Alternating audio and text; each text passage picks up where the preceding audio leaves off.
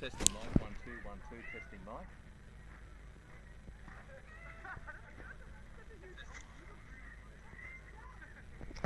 I covered that halfway through, coming through here. So if I turn that off.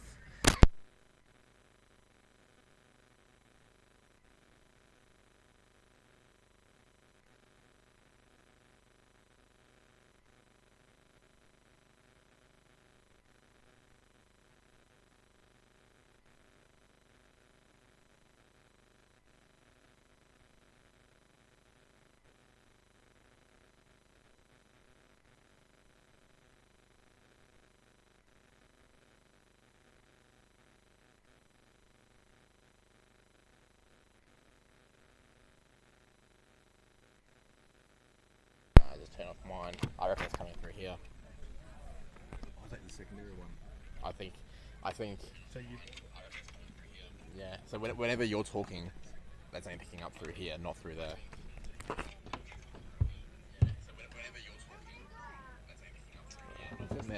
Man, I hate my voice. Okay. It always sounds bad on audio. It's just the worst. I reckon I sound like Wayne Boss. Oh man, I don't know how to use this all. Should we test that second My other one? Yeah. Yeah. I'll give it a go.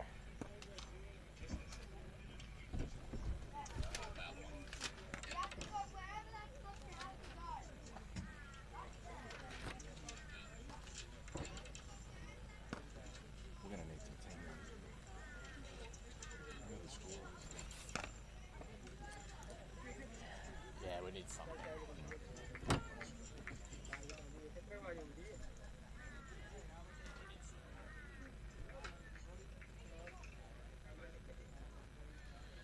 What I can do if we're struggling is I can position it like here, and then they'll pick up both of us fairly well.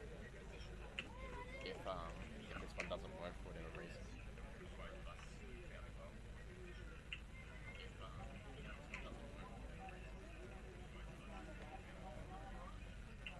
Okay, let's see.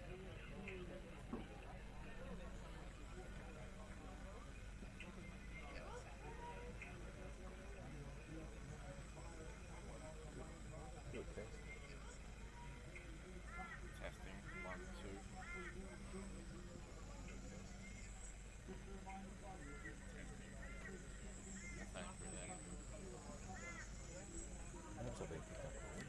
Testing. Testing.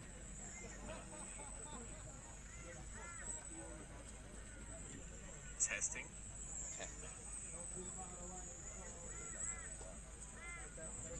Testing.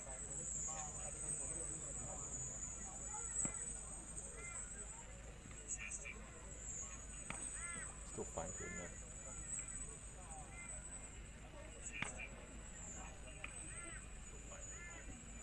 I think it's getting both, but they're looping. They're not on the same.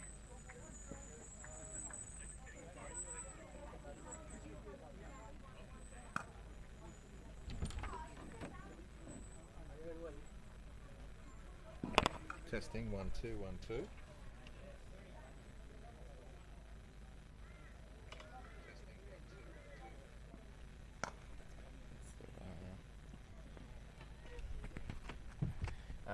So that's dead. I think what we do is, I can't trust this one, I don't think it works.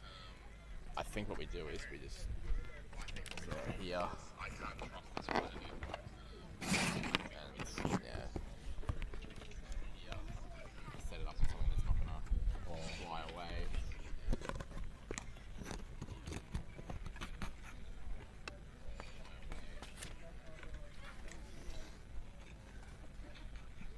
You're going to unplug that one. There's no point having it in there. So we'll just do a double check. 1 2 1 2. Loud and clear. So we'll just do a double check. 1 2 1 2. Loud and clear. And also testing. So just do a double check. 1 2 1 2. Loud and clear. And also testing. Oh, that's coming through again. Like, it's hearing that too. But you can hear us both clearly. That's good. That'd be go get some clean numbers. And I reckon that's what was happening before. Was it as clear for me and not for you?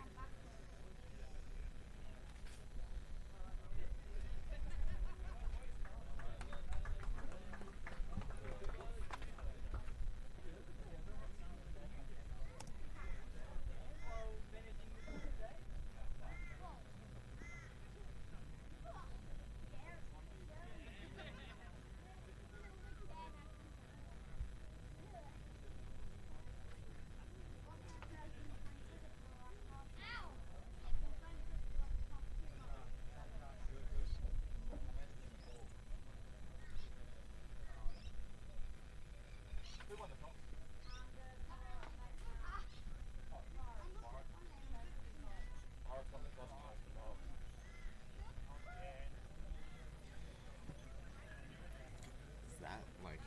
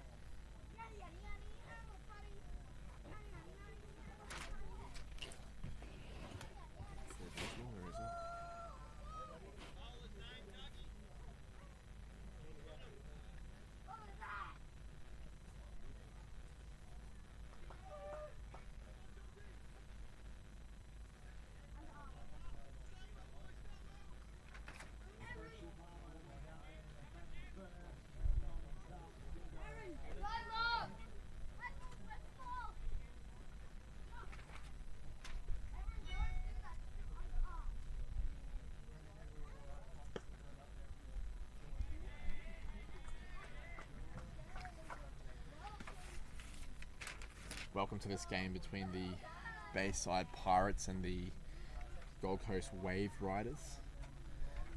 If you can hear us but you can't see us, we're just going to try and fix that at the moment. My name is Bo Nicholson. I'm joined by Mark Alexander. Bayside Pirates have elected to bowl, and they're bowling to the Waveriders at the stage. Sorry about that feedback that's coming through there. We're just testing microphones and visuals as well.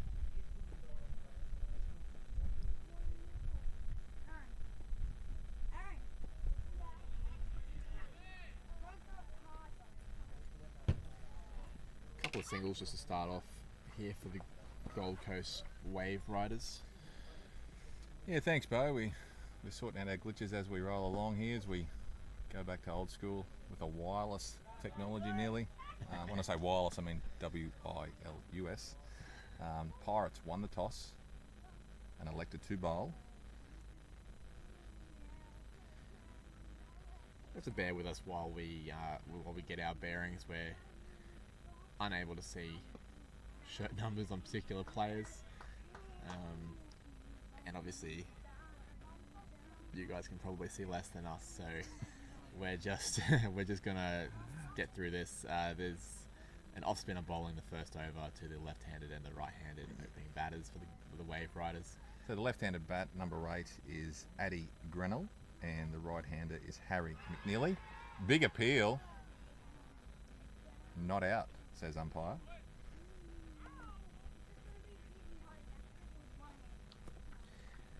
I was bowling to Addy Grinnell there.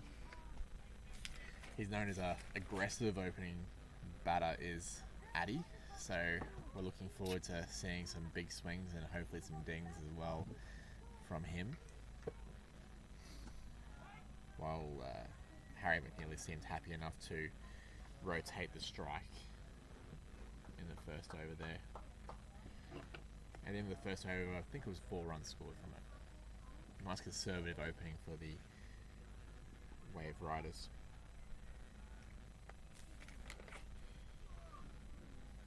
Addy Gribwall is from the North Club and McNeely is from Toombul.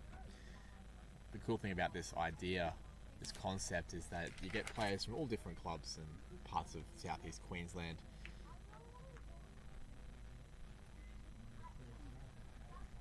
who get to play together and play against each other, and it's a really good concept. And congratulations to all people involved in creating the BPL. As McNeely slashes at a cut shot outside off. And gets a single. It goes probably where second or third slip would have been.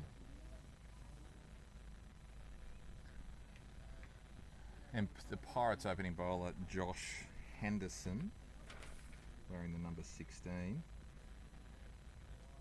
I used to play with Hendo as a junior, actually. He had a different last name back then. He's a well-regarded pace bowler. I believe he played for the CA11 at one point. He's about 32 years old now, Hendo. Any truth to him loving his grass and his Weber? You know much about that? I haven't been friends with him since we were teenagers, I'm afraid, so I couldn't tell you. I'm going to have to go with the info that we're provided, I'm afraid, by Mr. Wigney, the head coach. No, I actually had a chat to Wiggers yesterday. It was lovely to have a yarn to him over the phone, and he actually did input all that data on that particular spreadsheet we're looking at, and quite truthful as well. So there's some interesting stories about the Pirates, and quite a heavy list of owners as well, Bo.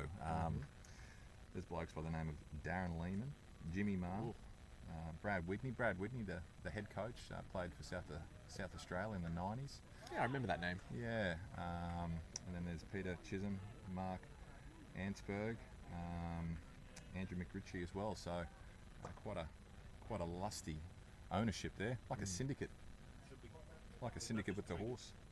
So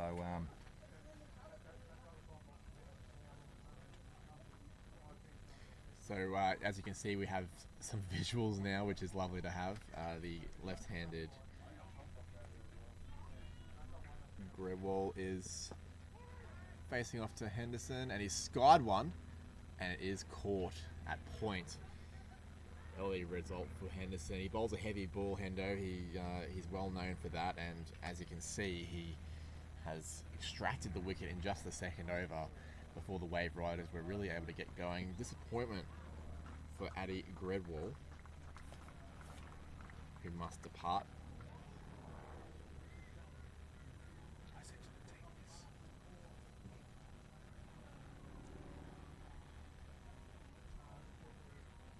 He's going to be replaced by the number 4.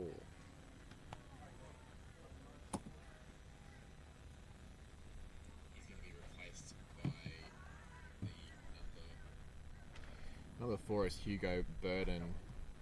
He's an Australian under-19 player, Hugo. High hopes for Hugo here. He's a batter primarily, bowls a bit of spin as well, has recently been playing up in Darwin. they play cricket up there, Bo? They do. What do you reckon the tracks would be? Just hard? Fast. Hard and fast? Hard and fast, park a car. In the garage? Shout out to the late Tony Gregg. Yeah, I actually, there was quite an exciting tournament they had up there recently. The likes of Conor McInerney, who I don't believe is able to be here anymore. He was initially signed up by one of the franchises, but alas, COVID happened, Mark, and we couldn't get him across the line there. Hendo coming in to complete his second over. He's bowling to McNeely here, who is the number 12. Promising opening bat from the Toombul Club. He 24 years old. And actually, there's the captain of Toombul. Oh, wow. Yeah. Fair crack at 24. And a rare leave. I don't know whether we saw too many leaves in that first game, but a nice little leave there. A leave on a no ball, which has created a free hit. A front foot no ball from Josh Henderson. He'll be disappointed with that. It'll be interesting to see what he does. You can't change the field. So he's got a third man, and he's got a sweeper out at cow. So it's full and straight. Oh, wide of off, and it works. McNeely doesn't cash in. McNeely doesn't cash in on that one. And some very keen followers of one Harry McNeely here, standing under the shade with us, so I'm sure there's a few nerves, but I'm sure they've seen their boy bat more than once. So let's hope he can cash in today, get away to a good start. Another leave. Interesting strategy. You'd suggest that McNeely is not as interested in going for big runs in the opening exchanges, particularly with the loss of Addy Grewal. So he's hoping just to batten down the hatches and be there when the going gets tough a bit later on. Obviously the kind of player that wants to take it upon himself to score the bulk of the runs for the team. So the Waveriders are unmistakable in their bright yellow, isn't it, Bo? It's really stands out. The yellow and the dark blue, they're looking pretty sharp. The Canaries, would you say? They're kind of like that canary yellow. Canary yellow, well, certainly not Australian gold, and that is for sure. Is there a change there? Or There has been, yes. we'll try and get a number for you. Oh, Mark's got the binoculars out. That's shot from Hugo Burden, upish. The ball was full, and he took the infield on because there is no one back on the offside apart from third man. So 4 runs is the result for Hugo Burden. That might have been the first ball that he's faced. And Rowan Lutter, the number 14 for the Pirates. His ball on the third over. Rowan Lutter from the Ipswich Logan Club, Lutzy. Oh, Hugo Burden again going big over the offside. That'll be another 4 runs. Mark and I just commentated the game on field 2. It seemed like the outfield was a bit slower there, but now that we've had a bit of sunlight drenched onto the field here, it seems like it's quickened up a little bit for this game. So you can see there that instead of plugging like in the previous time slot it may have, Hugo Burden's 2 shots have run away for 4 there. Rowan Lutter's gone full twice outside off. Do you reckon he does it again? Well, he's known for his change of pace and his variation, so we'll see what he can come up with here on his third ball. Goes short. There's a fielder back at square leg, and it looks like he will cover it, and they're not going to take the arm on, which seems a wise decision. So only a single there for Hugo, which brings his strike rate down to 300, which is fairly average, really. Rowan Lutter does have a twin brother who's also playing in this BPL, playing for the Western Power, so be interested to see when they come up against each other as well. A bit of brotherly love, sibling rivalry, I'm sure. Twin brothers Sean, I wonder what those backyard games were like. I'd say there would have been a few disputes, mate. Common. It's been a good comeback so far. He obviously started a little bit full, and he paid the price. Burden really going after him there. So he shortened up his length, conceded a single to Burden, and then a dot ball to McNeely, making him play though, which is important. McNeely's gone for a fuller one, and it's gone straight up mid-on, takes an excellent catch running away to his left-hand side there. McNeely seemed a bit uncharacteristic, actually, considering the way he had been batting the previous 2 overs. Yeah, trying to take advantage of the field being up. Wasn't far off. That was a great catch in the outfield there. Unfortunately, I'm not too sure where that was now. It was certainly a brilliant running catch, diving at arm's length and snaring it. So the Waveriders, 2 wickets down in the power play. That's shaky times, I imagine, Bo. Looking for a cautious start, but there was certainly an opportunity for them to look to score quickly. I promise you, Mark, they're not about to get caution here. Striding to the crease is Connor Carroll, number 10. Now he is a current Queensland under-19 player, plays first grade at Wynnum. Everyone can tell you that. The thing about Connor Carroll is that he is a goer. We've seen him a bunch of times in the highlights of That Stumps, hosted by Lee Drennan. He's also a very, very good indoor cricket player. He plays A grade at Wynnum as well.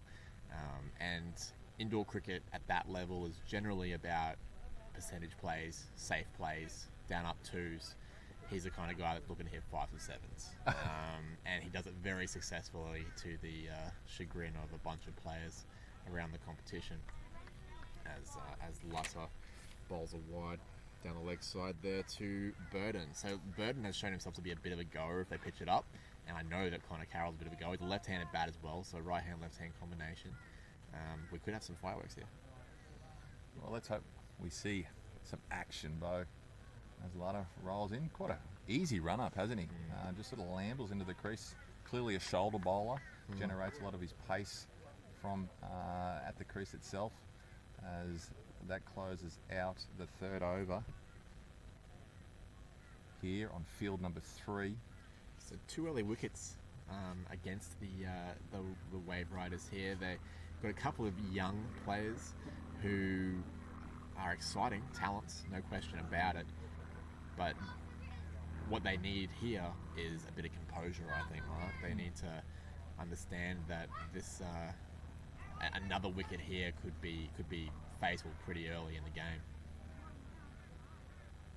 3 for 18 after 3. Apologies, 2 for 18 after 3. And the Pirates continuing with their change-ups with their bowlers immediately. Simon Malenko coming into the attack. Number 1, Simon Malenko. I think a lot of cricket fans would be familiar with Simon's work playing at Queensland and Tasmania over the years, and a bunch of BBL franchises as well. Well known as an experienced cricketer, hard hitter of the ball. I'm excited to see him bat a bit later on. I'm curious to see where they put him in the order. And yeah, very handy. What do you call maybe a medium pace? Yeah, definitely a handy medium pacer at that. Someone who's played at that particular level. He'll be a huge asset, as that one just punches back to mid-wicket for no run. I see here on Brad Wigney's notes about his team, and he's been very generous with his notes, Brad Wigney, and we thank him for that. His name is Meerkat, nicknamed Meerkat for Simon Malenko, and his coach calls him a very good student of the game. As a wide is bowled down a leg side, as a student of the game, he would know he does not want to bowl there. But yeah, it's high praise from a coach, I think, being called a thinking man's player. Yeah, definitely. Probably what most cricketers would like to be called if they're always thinking and looking at the game situation. As that one thunders off the pad, I'd say for a leg by. Hugo Bird not able to get any bat on that. Malenko plays at the Redlands Club. It's a pretty stacked club, actually, Redlands, with Malenko and Basley playing at the same club, and Marnus as well, of course. Who? Yeah, that guy. The 2 Marnuses there. Should I go with the South African pronunciation, Lavashkachne, or the Australian version? Change in the field, so they're pushing deep point out, bringing up the third man, keeping the deep square leg. So interesting to see what he tries to bowl, because if you're saying Connor doesn't mind him on the front foot, Bo. This is oh, that's Burden. that's still Burden. Connor just got off strike, so, but he also likes him on the front foot, so interesting to see they have that sweeper out there at point. This is the final over of the power play as well. As you mentioned to me in the previous game that we commentated, there is the power surge, which will be available to the batting side at their leisure, which is a 2-over period where they can bring the fielders in. Burden just pushes to gully for no run. Malenko just on that nagging line and length at the moment. Bit of experience there, isn't it? Just understanding that with 2 early wickets, the Waveriders will be nervous and maybe sort of going into their shells a little bit, and a line and length approach will probably yield dot balls, which just heightens the pressure. Yep. Yeah, they had a really strong 5-4 field there, 5 on the offside, trying to block those singles up, I should say, and that does round out the power play. So 2 wickets lost in the power play. The good news for the Waveriders is a couple of very exciting players at the crease in Hugo Burden and Connor Carroll. Very aggressive players. Looks like Rowan Lutter is going to continue at the I'm going to call it the bush end. Okay. Yep. What are you going to call this end? You're going to go the non-bush end like you did up in the last game? Oh, it's the good-looking end because you're sitting here. Yeah, nice. But no, probably, I don't know, clubhouse end. I don't know.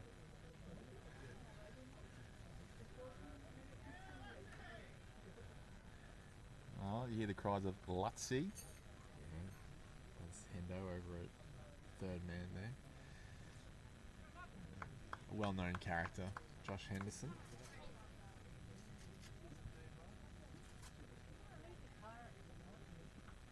Ooh. Oh, I like that. It's an effort ball. So straight away in the fifth over, the power play has finished. They've taken full use of the four outside the circle with a deep mid-off, deep mid-wicket, and a really square deep fine leg, I guess you'd call it that. Yeah, a bit square of the 45, isn't he? Yeah, and then a deep third man. So it does suggest he will be bowling somewhat short of a length. Ooh. To try and bring those players into play. Yeah, so no one on the boundary, sort of in front of the wicket. So mid off cover, mid on. So yeah, we might see Lutzy go at his rib cage here. And he has a couple of times. He looks a bit unsettled there, Connor Carroll, doesn't he? Again, short of a length, maybe about waist height. I was going to say box height. It's about that same. Similar, yeah. So Unpleasant height for a lot of cricketers. could be a possible weakness with Connor that they may be targeting. You don't want to let him free his arms. That's the key thing. He's one of those guys that just he can and will hit you to cow if it's available. And I would suggest that he will try. It's a wide. And a similar policy here as well to Burden, yeah. To Burden, yeah. They've kept their four men sort of square leg, deep sort of cover point, third man and fine leg. So real tactic here. Short of a length, you'll find it. It's basically a mirror image, isn't it? They like the outfielders didn't have to move at all. Really cramping up Burden there. It's been a good over so far. I know there was a wide earlier, but it was only a narrow wide, and you kind of don't mind him with a deep square and a deep fine leg straying onto the body occasionally. And he just missed him marking it a wide, but generally you'd call this a pretty successful over and a really good start for the Bayside Pirates.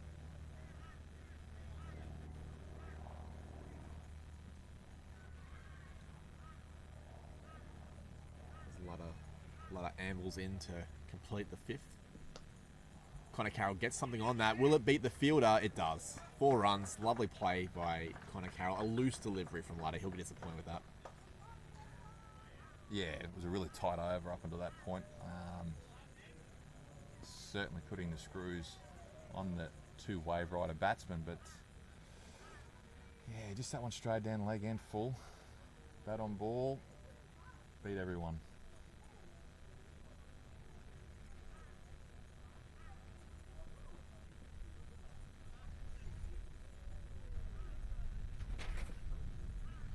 That one also short at his hip, but this time finds the man at fine leg. Ball Completes one. the over. These guys have now both hit at least one boundary, and that's the kind of thing that you want when you're a young player, and this is the new format, and Ian Healy's here, people are watching. This is a great showcase for a few players that they're hovering around the Premier Cricket level, and they want to get on the radar of people that that are picking BBL franchise teams. So this is a really good opportunity, and there would be some nerves flying around, especially for the young players. So good to get an early boundary away and settle those nerves, particularly facing the likes of Simon Malenko. Yeah, no doubt a real step up for some of these players, and one challenge I'll be looking forward to as Malenko rolls into Connor. Got to Bang. free his arms. That one's coming straight. Oh! I got a bit scared there for a bit, but I'm okay. Don't worry about me. I'm actually worried about the pole that it hit. Like, is the pole okay? He's laced that one. Talking about freeing his arms. Yeah, that's in indoor cricket. That's a 5, but he'll get 4 for it here. Yeah, Carroll's been in sublime form by all reports, scoring runs for fun. So, that one. Slower ball there, clever. Like, you deceived him for pace there. No, he is a very fine player, Connor Carroll. I'm a little bit of an indoor cricket nerd myself, Mark, and I love it when indoor cricketers come out to the outdoor and do okay.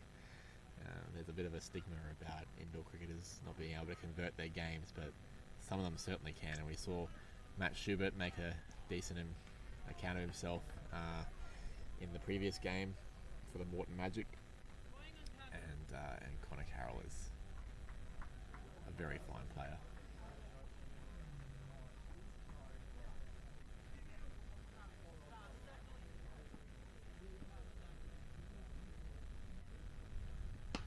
He's gone up again and over mid-off. That's off the back foot. What a remarkable shot from Connor Carroll. Instead of maybe cutting that or even pulling it, he's just kind of back foot driven it up over mid-off for 4. That's power, isn't it? Yeah, he's a strong guy. I wanted to say kid because I remember playing against him when he was under 18 and indoor cricket, and he was just far too good. It's very disappointing. And when you're an adult getting beaten up by a child.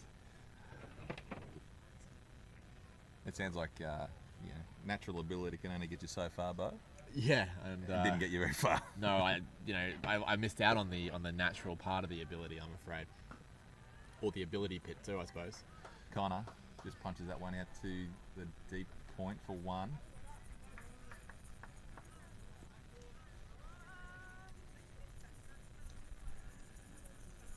Well, this has been a good over for the Waveriders. I was going to pick your brain and suggest that perhaps they were behind the 8 ball, but they are not anymore. Meanwhile, we have some, I don't know, Carnival entertainers as Burden drives beautifully. Classical shot through long off and beats the fielder to the fence for 4. So that's 3 boundaries off the Simon Malenko over. That's a big effort for the Waveriders. He is one of their better bowlers, Simon Malenko. I was going to say, well, you're not actually going to get vision of whatever we're looking at here, Bo, but They've avoided the camera. yeah, they would have actually come into shot. I'm sure you can just hear the maracas off camera. It's the a little bit of a Carnival festival vibe here. It's quite nice actually. There's catering everywhere. Bright colours of all the uniforms. It's good fun. So the Waveriders 2 for 41 after 6. They're just clawing back after a bit of a shaky start. Burden 13 off 9 and Connor Carroll 15 off 13.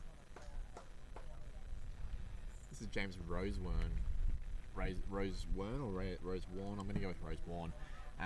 From the Souths Club. Bit of a spinner. Lots a bit of leg spin. Goes alright with the bat too. I've seen him pop up on those highlight reels that Lee Drennan puts together. They call him Big Owl. And Doc. Doc and Big Owl. Who is Big Owl? Well, I don't know, but he's a doctor by profession, so that makes sense. Ah, okay. Oh, Carroll. Yeah, you're looking for that. Yeah, okay, so we've got a guy spinning the ball into him. This is in his arc, and they do have a couple of fielders out there for that shot, but I think he licked his lips, didn't he? In anticipation. Certainly did.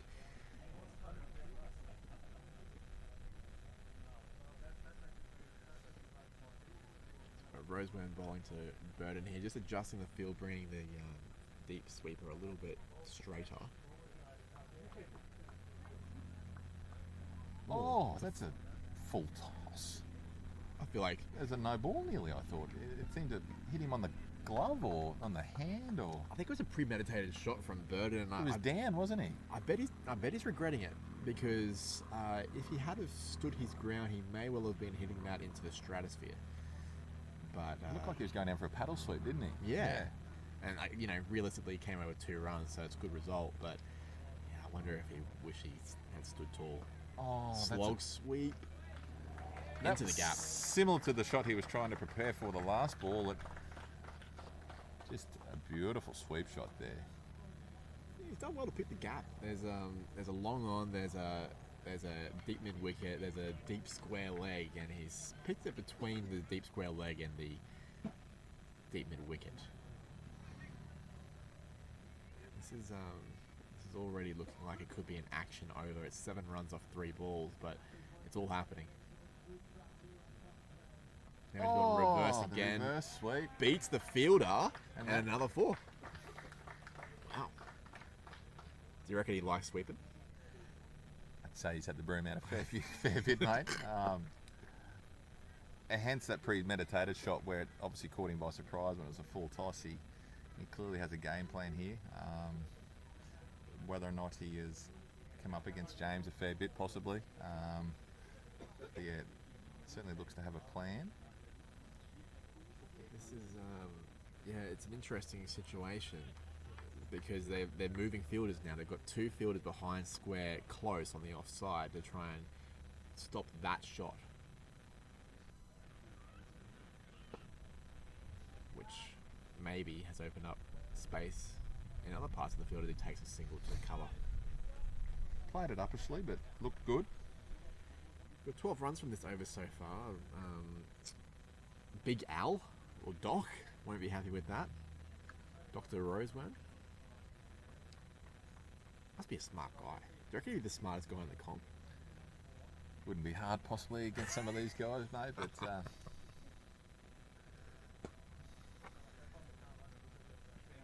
Carroll, I think, understanding that even though that was a short ball, 12 runs off the over so far, you just need a single.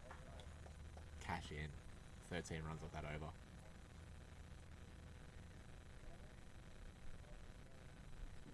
Waveriders looking comfortable. Yeah, like in the space of 2 overs, they've gone from probably behind the 8 ball to maybe just slightly in front. And with such talented batters at the crease, it would be a good idea for the Bayside Pirates. It's always a good idea to take a wicket. It seems like a silly comment, but it seems particularly key at this moment. They've gone with Josh Henderson, which is a good idea, I think. He's a high quality, experienced player and one of their strike bowlers. If Connor Carroll wants to play across the line here, the extra bounce that Henderson gets might just get the wicket like it did the first wicket of the game. So just looking at the field again, no one deep, long on, no deep, long off. All the 4 outside the circle are square of the wicket or behind square. But he does actually put that one up in Carroll's zone. Yeah, he's sort of swung at it across the line. He's edging down to fine leg for 2. Well run. I would suggest that now that Connor Carroll has had a bit of a look here at the pitch, at the conditions, got his eye in, I would suggest that we're not far away from seeing some attempted big shots. That's one of them. There it is. And that will be 4. There's no one straight there. The fielder making a big effort in front of the camera, and you may have seen that, but unfortunately for him, he is beaten to the boundary, and that is 4 runs for Connor Carroll as he starts to really accelerate. Yet again, Bo, you're just 1 ball ahead of the game. It's all a fluke, mate, I promise. But obviously the double bluff there by Hendo, as they call him. Carroll might have been expecting something short, but he did pitch that one up, maybe to try and catch him off guard. Another one's pitched up as well. Oh, that's going to split the... Oh, he beats the man at deep point. That raced off the bat there, Bo. He's a wonderful player. He really, really is. That outfit looked lightning, didn't it? That just scooted across. Yeah, he certainly found a sweet part of the bat just there. And as I said, as someone that's bowled to this guy before many years ago, he does find the middle of the bat fairly often, and it's very disheartening when you're a bowler. Now Henderson is coming around the wicket, it would appear, to try and obviously just try a different tack. 2 for 64 after 7.3 overs. That's a great comeback by these two bats after the shaky start in the power play. That They one are- pitched up on his leg, and that just pushes out to the man. They're thinking of there's two, two and there's an easy two. Yeah, lots of gaps out there now. The field's a bit spread. They're travelling very, very nicely now. Carroll 29 off 19, Burden 24 off 13. Striking at 180 and a bit over 150 respectively, so It's good cricket. what's Henderson got? Short. Oh, Yeah. a little fickly fairy shot there. Waved his wand at it, and well, that'd be more appropriate for the Magic, wouldn't it? If we were calling the Magic team, I think. But, Missed opportunity. yeah, Next yeah. time. The Waveriders. I think a good comeback ball from Henderson, though. I don't think Connor Carroll was expecting it there, and got a dot ball. Seems to me like keeping it just short of the length of maybe both of these batters might be the way to go. They seem to they really free their arms when it's a bit fuller, and that completes the over for Josh Henderson. So, And an expensive one at that. did you say it was the 8th over completed now? That is, isn't it? Yeah, that is into the 8th, so It's yeah. So if you're 68 after 8. if you're the brains trust of the Bayside Pirates, which is probably Malenko, Kendall Fleming, who's a North's captain, who are you? What are you going to take pace off or Yeah. pace on or? I'm not too sure if we're going to be on here, but they're probably giving it away. The keeper Clay Beams, it's gone for the lid. Pace off needs to come into play straight away because they're starting to look a little bit comfortable with the ball coming on, picking up sort of singles and twos quite easily, being unflustered. Take the pace off and let them actually generate the pace themselves. So I'm just wondering who that is. It might be Kendall Fleming actually. left armour, orthodox, Bang. short. Into the gap, 4 runs.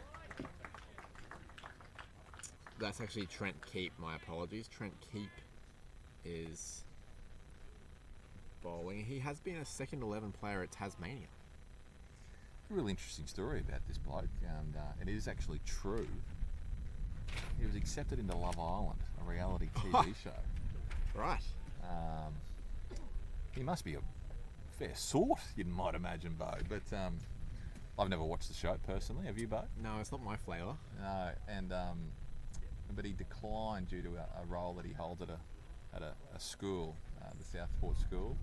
He thought it may not be the right choice in his career. Yes. So he applied, but then he decided not to. Yeah, he obviously has maybe a thought or a chat with somebody significant in his life. Oh, a little reverse sweep there from Carroll. Gets away with it. Bit inventive. I don't think he quite hit it the way he wanted to, but he'll get 2 runs because there was no basically first or second slip that would have probably stopped that. Yeah, so Trent Keep. Good looking dude and also a good player. He's got some interesting nicknames too, by all reports, by Wiggers. They call him Tinder. Tinder, the Mate. goat, and Daddy. So make that as Carroll Oh. advances, goes big, goes out to the man at deep mid wicket and caught. He's claimed it. Geez, he must have been right on the rope out there, Bo. And that is a massive wicket. Carroll trying to really take to him. Advance. Looked like he hit it pretty well. I actually thought initially that was going to sail over that over the mid wicket's head, but that's a great catch out in the deep. That's in his wheelhouse too, Carroll. He'll be disappointed he didn't quite get hold of it, but a really good catch out there, as you say. And Tinder, goat, keepy, whatever you want to call him, he gets the wicket. Call him what you will, mate. He's a wicket taker. That's 3 wickets down now for the Gold Coast Waveriders. Coming to the crease is Jared Blake. He's a 32-year-old from Toombul Club. They called him the Alpha. Batting all-rounder, bowls a little bit of off-spin. The alpha. That sort of Sends a message, doesn't it? I wonder if he gave himself the nickname. You're not allowed to do that, I don't think, are you? Oh, is that Unless you are... Oh, certain players in the Australian team, apparently they've given themselves a nickname, but... Yeah, we'll I've see. always thought it's bad form. Bad form, yeah. You're not allowed, are you? You know much about him at all? No, not really. All I can tell you is that he played a bit of first grade down in New South Wales, represented under and junior levels, of course, for the state, as a lot of these players will have because they're very talented. But obviously, being 32 years old, you'd suggest he has a fair bit of experience, and I think he's been promoted up the order here, so maybe he'll have a bit of a pinch hitting role, or maybe he'll be the steady hand while Burden continues to go. Lovely running from Burden. That'll freshen up Blake as he enters the crease. Pushed hard on the first, made that second one easy. I love that. Simple, but very, very good cricket. Always run the first one hard. Oh, floats that one up. Gee, that nearly popped back to him off the leading edge. I think he beat him in flight there. Mm. Brave bowling, actually, really, in the context. And it's more brave bowling, and he's gone up straight down long off throat. It's 2 wickets in 1 over for the Tinder Goat keepy. That's a big moment because he's sort of been identified as a top order bat. I don't think he bowls that much, but yeah, he's taken 2 very key wickets. They're both established batters. Yeah, well, we're talking about pace off and let the batsman try and actually create that pace, and they've created errors, unforced errors, really. You know, a couple of massive wickets. The Waveriders were coasting, really. You know, they were on the wave and they were cruising along, and changing the lineup with the bowling. A couple of good catches in the outfield, and all of a sudden, Pirates have gained back the ascendancy. It's so interesting that like 4 balls ago we were saying, yeah, take the pace off, get themselves back in the game, and now it is probably even Stevens. New to the crease is the wicketkeeper Patrick Cotter. He's from Toombul. He's 22 years old. He's identified as a pretty consistent player, but capable of big hitting during power plays. So he'll be hoping, obviously, that he can stick out there, get himself set in the next 4 or 5 overs, and maybe have a power surge. Score currently Gold Coast Waveriders 4 for 75 after 9. Run rate's pretty handy. Run rate's good. Yes, very much so. Coming into bowl here, by the way, is Nathan Muzz Murray, number 12, 27-year-old from the Norths club. I've been told that he basically gave up cricket to go fishing. It's an unusual story, really, for one of these players. Most of these guys just dedicate their lives to cricket. They love it. He maybe a bit more into fishing, apparently. Oh, well, he's nearly caught one straight away. He's only just thrown the line in.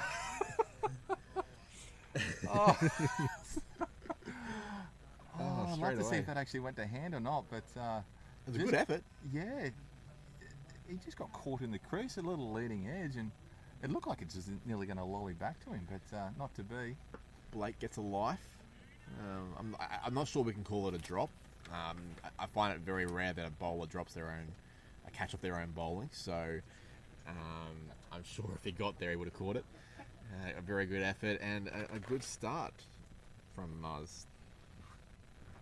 Let's see how patient he is. He would have probably learned that skill or acquired it over his fishing times. I think patience is the key. Are you allowed to have patience in T20 though? I don't know. Like it's not really part of the brand, is it? I'm not too sure if you can use it too often, but a great start. Full Muzz. He had one on the hook, but it just got away. So. He strays onto the legs. An easy single down to fine leg there for Burden. I wonder if Murray has let Blake know, he's let him have one there. Sorry, that's not Burden. The number 23. Blake. Blake. Blake, Yes. Jared Blake. And we've got Cotter on strike now. I think it's his first delivery that he'll be facing, if I'm correct. Keeper is up to the stumps for the medium pacer. Do you know the keeper? Clay Beams? No, I'm not familiar with Are you, Waveriders. are you an AFL man? Not really, no. He did about 10 seasons with the Lions. Oh, wow. Yeah, so What a celebrity. a bit of a notable name, Clay Beams. So he's retired from AFL and gone back to a love of his. You know, he absolutely loves the game of cricket, and he's got a trade. He's a plumber, and he's donning the gloves on, and I'm really enjoying his time Good. playing cricket again. He was actually picked up as the captain of one of the Darling Downs Bush Bash teams up in Toowoomba, but unfortunately that comp got sort of postponed due to the delay of this one. So yeah, he's really keen to get out and be part of as much as he can. So yeah, Clay Beams, just a name that a lot of people will know, and yeah, he comes across as a real good bloke to have on your team. Yeah, real leader. So That's the most important thing. And he, yeah, there you go. I was not familiar with the name. I've let slip that I'm a bit more of a league guy than an AFL guy apparently, but oh, that one's just a nice slower one there by Keep Goat. the goat, slowing it down. It's amazing how much crossover there is between AFL and cricket. Like there's heaps. Oh, he's gone big. There's a man coming in. Oh, he's coming around. It's Malenko. Oh, Malenko doesn't drop them. Does not drop them until he does. But he did not drop this one. And that is another wicket for Keep. He's taken 3. This has been a genius change of the bowling in the last couple of overs. And that is, I think it was Cotter out? Yes, it's Cotter who skied it, and he is now dismissed. So it's 5 wickets down for the Waveriders, and things are starting to get a bit grim. Yeah, one thing that I've seen from the spin bowler here, Trent Keep, is he seems to be taking the pace off a lot. Like, you know, there might be the change up for him might be the slightly faster one, but really slowing the ball down, dragging the batsman out of their crease, and beating them with flight. Hard to tell here if there's too much turn in the wicket, but yeah, just the beautiful art of off-spin bowling, Bo. He's doing it really well, and he's been well supported by his fielders. So yeah, He has been in 3 very fine catches. The new batter is Nikhil Chaudhary. He is a batting all-rounder from Norths. He is called King, apparently. I'm not sure who calls him that. It may be Nikhil, self-appointed the as King. well. You hope not, but the King is a great one, I think. So It puts him in esteemed company with Wally Lewis, of course, Elvis Presley, and even Clinton Gutherson. Blake advances, good use of the feet, finds the man at short mid-off or regular. Oh, it's a really wide mid-off, but that's due to the fact they've got the man deep at mid-off. He's gone up again. I think he's found space this time. This is Blake on this occasion. He's hit that wide of cover. It doesn't quite get to the boundary, and they're not going to take a third. Good throw. The fact that Keep's got 3 wickets doesn't seem to be making the batsman shy at any point. They're still fancying, aren't they? They're fancying themselves against him. You know, Keep would just be loving this. You know, he'd be just licking his lips. You know, I'm sure the men had here on the offside, I think, and here comes another catch. So, And he's floating it up. Well, that one particularly didn't. He darted that one, and then might concede 2 for... No, he won't. Good fielding from Muzz. But he is floating it up, isn't he? And as an off-spinner yourself, Mark, that must be nice to see. it's a man of my heart. Man of my heart. I've always found the more I toss them up, the more they go for 6. Well, that's the game of spinners, mate. Cat and mouse. You want them to come hard at you, and yeah, who comes out on top? Well, it can be your day. And at the moment, Trent Keeper's having a day out. That one's floated up nicely as well. To the new batter, it's not a bad strategy. Just see how courageous he is. And he decides to sensibly knock a single to the leg side, because with 5 wickets down and still plenty of overs to play, the Waveriders maybe need a bit of a consolidation period here, where they just sort of tick it over, 6 and over, because the score is 5 for 83 after 11 overs. So that's not a bad run rate. They're probably heading towards 150, but it all depends on if they have wickets in the shed. Wickets will play a huge part, and I think in this last 9 overs here.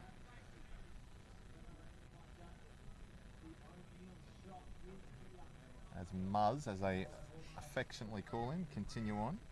We might just have a little tickle over to the main, or I should say the main game. This could be the main game for some of us, but I think it is. On KO, the Coastal Marlins are batting. They're 3 for 106 after 13.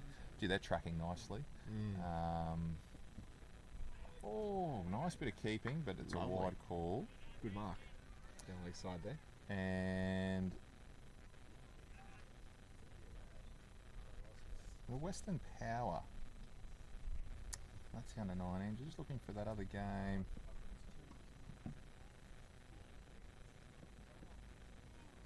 Oh, that's lovely. Nice bit of touch there from Chaudhary.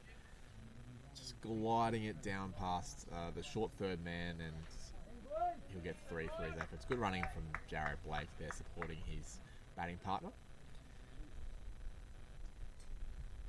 The thing I liked about Nathan Murray's bowling there is he threw it outside off, trying to get Chaudhary to have a bit of a fish, if you will, and he did, but he got 3 for it. It's maybe a little bit straight. He's hit that into the gap. There should be 2 there. Mix up. Confusion. But he gets back just. It was a big long throw from out there, so very hard to get that flat and hard. But definitely 2 there. I thought that was probably a bit slack from Chaudhary. And the Southern Rockets are 1 for 79 after 13 up against the Power on field 2. But we'll get back to the action here as Muzz rolls in. Full, Lovely punched shot. down the mid-on. Man coming around. It's for an easy 1. What's the most satisfying shot, do you reckon? Like, as a batter, like when you nail an on drive, that for me is like. Hasn't happened too much in my career. It certainly does represent that you're in good nick, balance. Everything's sort of moving in the right direction. I think when you hit anything nice and straight, everything's sort of coming through on the right plane. Everything's sort of moving in the right direction. But obviously, probably the shot that people love watching is that cover drive as well. The smoking cover drive. But a few good exponents of that. Saw a video as Murray bowls, hits the pads, probably just down leg. I saw a video the other day of Donald Bradman, in like the early 30s when he's this new prodigy and he's giving this demonstration of how to play the shots that he does. And honestly, the video needed a not safe for work warning because I was in heaven. It was amazing to watch, and that cover drive comes out beautifully.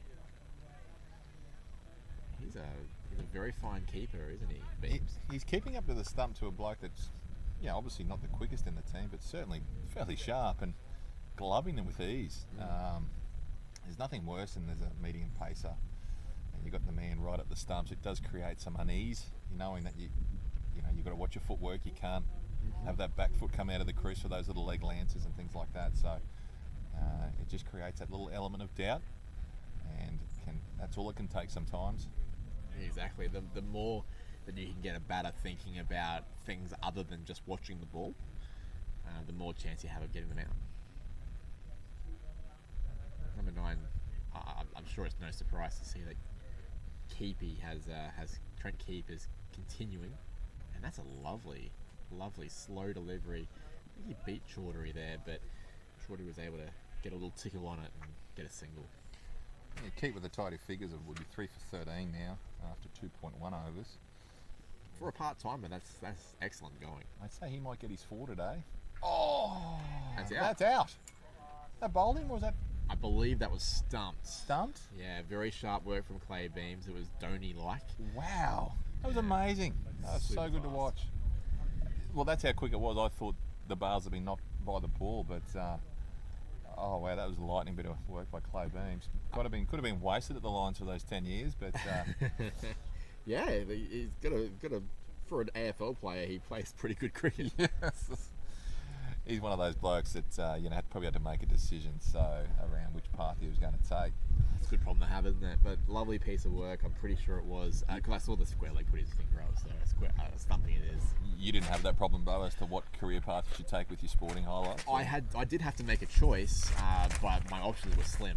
Yeah. I'm afraid. So, new batter is Rajiv Chandrasekhar. He is an indoor cricketer as well. He's from the Wynnum Club, the same club as Connor Carroll.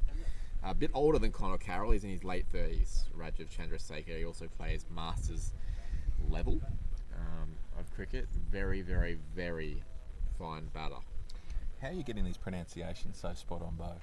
Have you got some sort of phonetic? It's a fluke. Yeah. I could be getting them wrong, and I do apologise to Rajiv if I'm getting that wrong. But Chandrasekhar, I think that one seems like it might be right.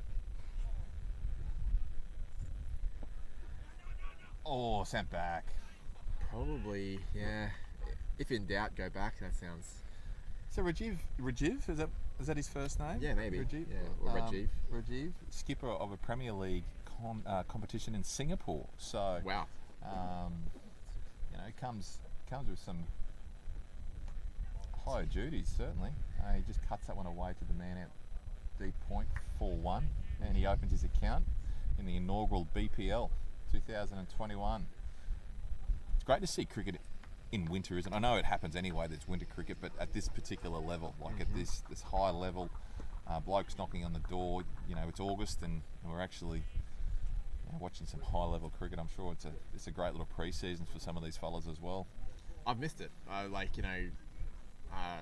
don't want to out you, but you're a Broncos fan, I'm a Cowboys fan. It has been a long winter, and it's nice to have a little bit of cricket to ease the pain of being one of those fans of one of those clubs. So Trent Keep rounds out his third over. Another successful over for Trent Keep, who picks up his fourth wicket.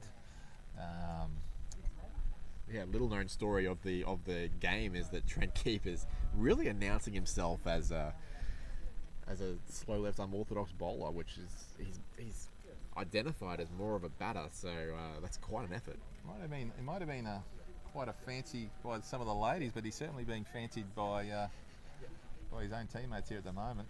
Geez, I'm fancying the way that he's bowling, that's for sure. Yeah. Looks like Josh Henderson again. Seems to like this end. I wonder if he's sort of just told the skipper Simon Malenko, mate, this is my end, and if you're going to bowl me, you're bowling me from this end. 1 for 17 off 2. Henderson's figures currently. 4 for 15 off 3 for Keep. 4 for 15, did you say? 4 for 15. That's handy. With 1 over left. 6 for 92 off 13, the Waveriders. Oh, sent back. Rajiv sends back. Jared Blake. That's Chaudhary. Oh, you got to keep me on the tabs here, Bo. I think. So that's 6 wickets down now, and that's the key story here, isn't it? That the Waveriders were smooth sailing, but a couple of wickets, those 2 very promising young players, Carroll and Burden, both out, and the middle order has struggled. They haven't been able to get any starts, and suddenly 120 probably looks like a decent enough total. Chandrasekhar is the captain of this team, by the way, and he's on strike now. Very, I'd say, short man, and Josh Henderson is someone that likes the short balls, so this will be interesting. Pitches that one up. Little flick off his pads. Oh, he was too. Covered some ground there. Lightning. Didn't he what? Deep mid-wicket. Got to the ball real quick, created doubt. They didn't want to take the risk. Rajiv has scored 200 in a 50 over game. Not too sure where that was, but a double ton in a 50 over game. That's handy. Yeah. I could do that if I felt like it. It's a wide and an extra. That was a tough one there for Clay Beams, bouncing before him. You hate those ones. It looked like a slower ball from Henderson, and he just got the line a little bit wrong.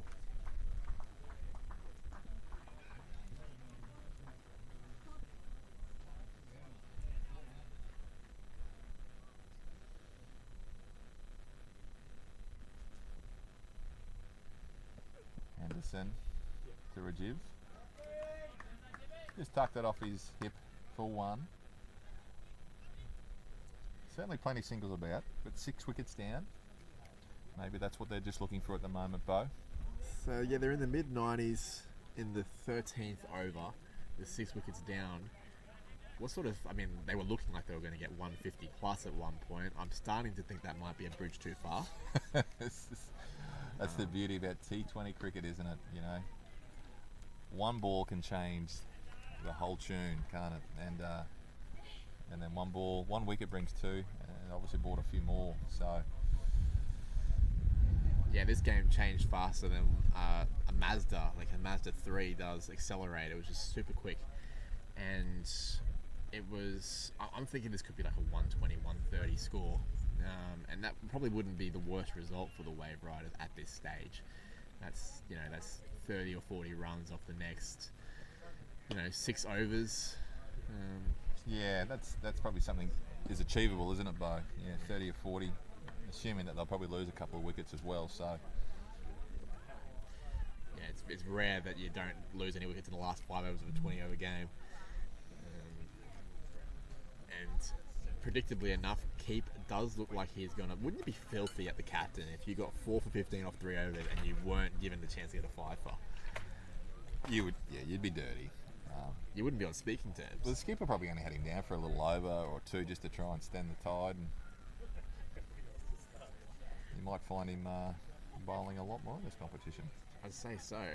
The thing that we haven't probably considered is the fact that maybe he had him in for an over or 2 as part of his plans, but because he's done so well, not only is the actual content of his overs great, but it gives the captain more flexibility later in the game to keep using his strike bowlers.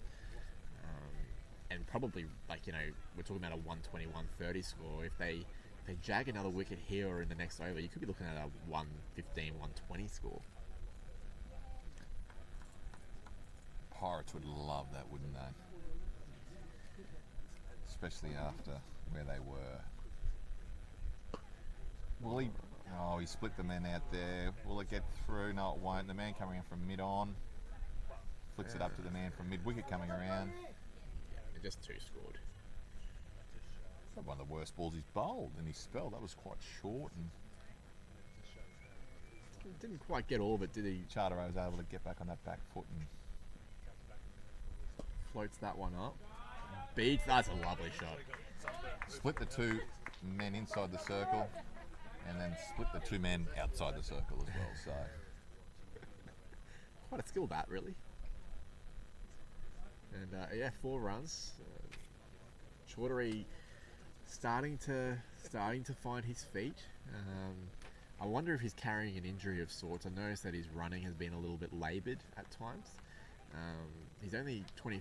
I think he is actually. He's number 25, but I think he is about the same age. And you wouldn't expect someone of that age to be as inefficient between the wickets. So I wonder if he is carrying an injury, and I wonder if he's just going to start thinking in boundaries from this point onwards.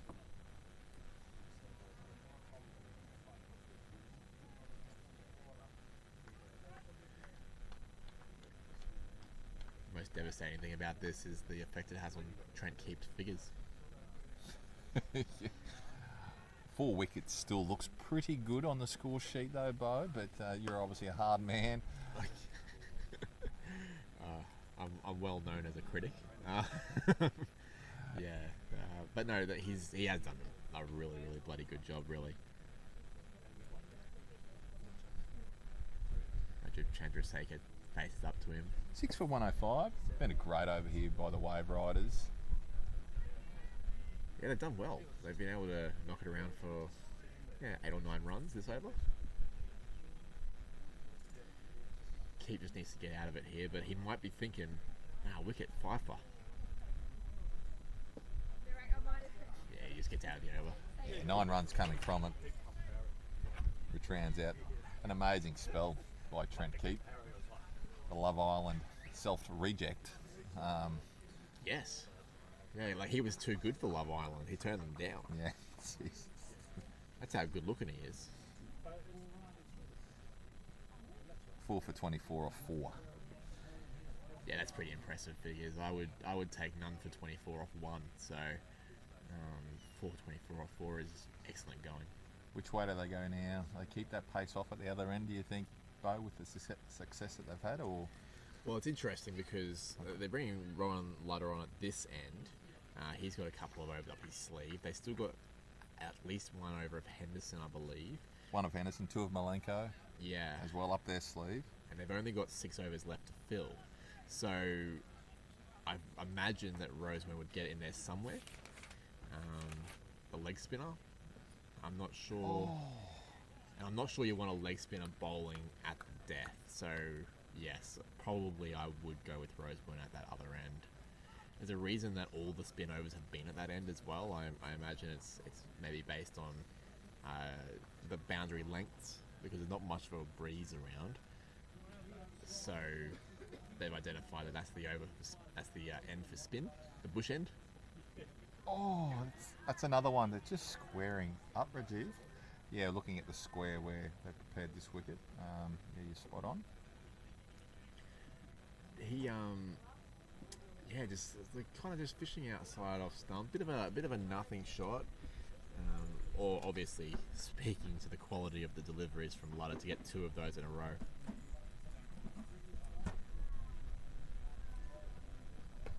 Oh, Rajiv, caught. Yeah. Going for a slashing drive, picked out the man. It looked to be a square gully from here.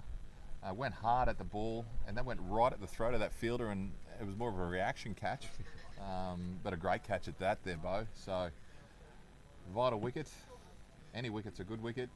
And Rajiv departs with Lutzi picking up the wicket there. And that's his second for the game. Well done to Lutzi. I wonder if his twin brother is shaking in his boots after seeing that. Yeah, a bit of a frustrated shot from Chandrasekhar there. I feel like he's frustrated at the game situation. I think he's frustrated at the fact that he was beaten twice playing tentative shots in a row.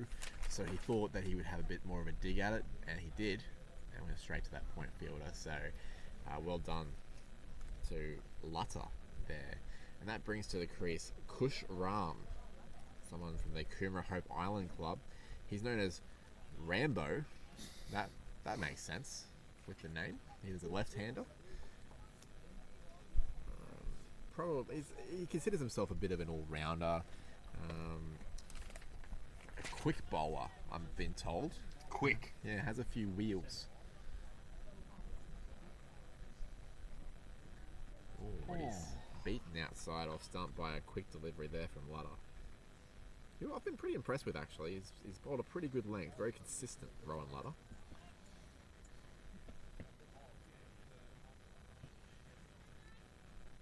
Yeah, clearly a strike bowler for the Pirates. Definitely. Quite tall. Oh, return catch, not to beat. Oh, great effort there to try and cut down the runs as well. I think McNeil might have hurt himself there. At mid-on. No, he seems to have gotten up okay. Yeah, almost a return catch, and I mean, if Lutter's not tall enough to get to it, maybe no one is.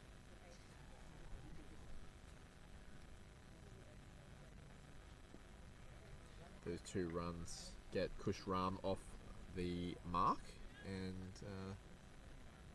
he'll be looking to build on that, obviously, as he tries to glide one, and then the shadow batting afterwards says, no, should have slogged it. Made room for himself, adjusted and then readjusted, and got himself a bit tangled up. But Kush, by all reports, has played all of his cricket down south, New South Wales and Sydney. And if our information is right, has recently moved up to Queensland, and obviously a good move considering that there wouldn't be much cricket being played down there at the moment. So no, that's right. I suppose our thoughts go out to the New South Wales cricket fans that would be tuning into this very exciting event, and any friends and family of Kush who he would have made down there. Yes, obviously going through a very tough time at the moment. I, for one, personally thank them for the efforts that they're trying to go through to keep the rest of Australia safe by locking down. Looks like they may have gone with spin here again. that might be That's the number 2. Number Good 2 on. is Sudam Gautam. He Yes. bowled the first over, I believe, Bo. Yes. That's when we were still just sorting out the feed. Yeah, bowled that one over for 4 runs, so clearly they think spin from that end still vital, especially after Keep's success. He's played high-level cricket in Victoria and South Australia, and so his first name is Sunam. So his nickname is the Tsunami. I rate that. I love that. Now, a tsunami with a Waverider, what do you think the combination there could be, Bo? Like, Well, generally you'd say the Tsunami would win. yeah, you wouldn't like to be riding a tsunami on a board, would you, mate? No, I'm scared of surfing generally. So I'm a land mammal, mate, so... yeah, I'm with you. Good. Chorderai went after that one. He seemed to fancy it. Oh, I can see this going well for Tsunami, I think. Can you pick up his action here? How they're coming out? I'm trying really hard, but I would say certainly off spin, but I'd say that. flick of that wrist. Oh, jeez. He's put that into the stratosphere. Is it going to travel all the way for 6? Yes, indeed. Yes, good call from the umpire. 6 runs scored. He hit that maybe even higher than it went further there, Chorderai. Really got a piece of that. That's a great shot. A huge heave-ho out to deep mid-wicket. No change in the field. The Waverider using the momentum of the Tsunami to Yes. belt it over cow corner. What's the comeback ball? Dart. Had to be. Just had to be. Looking for 2 there, but again, Chorderai not big on running. More into 6s. I think he's pretty good at maths. He realises that 6s are worth more than 1s, and he's going to try and hit those.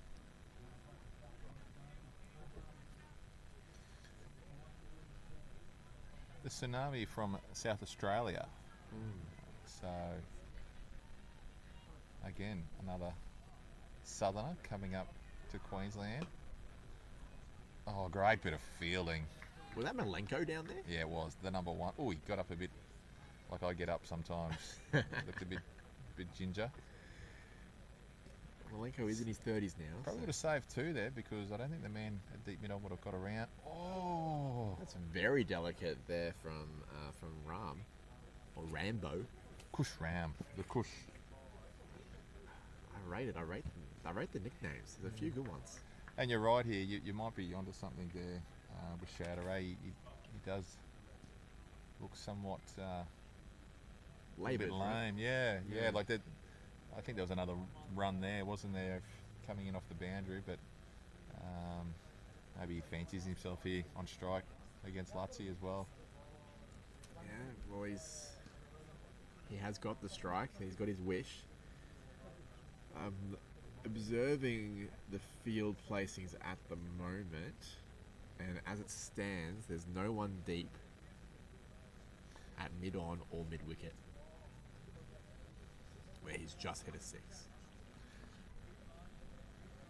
So they have a deep square leg. He looks quite square, but mid-wicket and mid-on are in the circle because the power surge has been called. There we go. Well, in the power surge in the last game, it brought a wicket immediately, which often is the case. Batsmen try to go too hard, too early, and change the way they play. But in this particular case, whoa! One bounce and 4. I feel bad for the cricketers. I wanted to go get it for them because it has gone into the next ground where the ladies are playing. That was flat. That was hard. That was a missile. Even if there was a long off, it would have been quite a good catch. Yeah.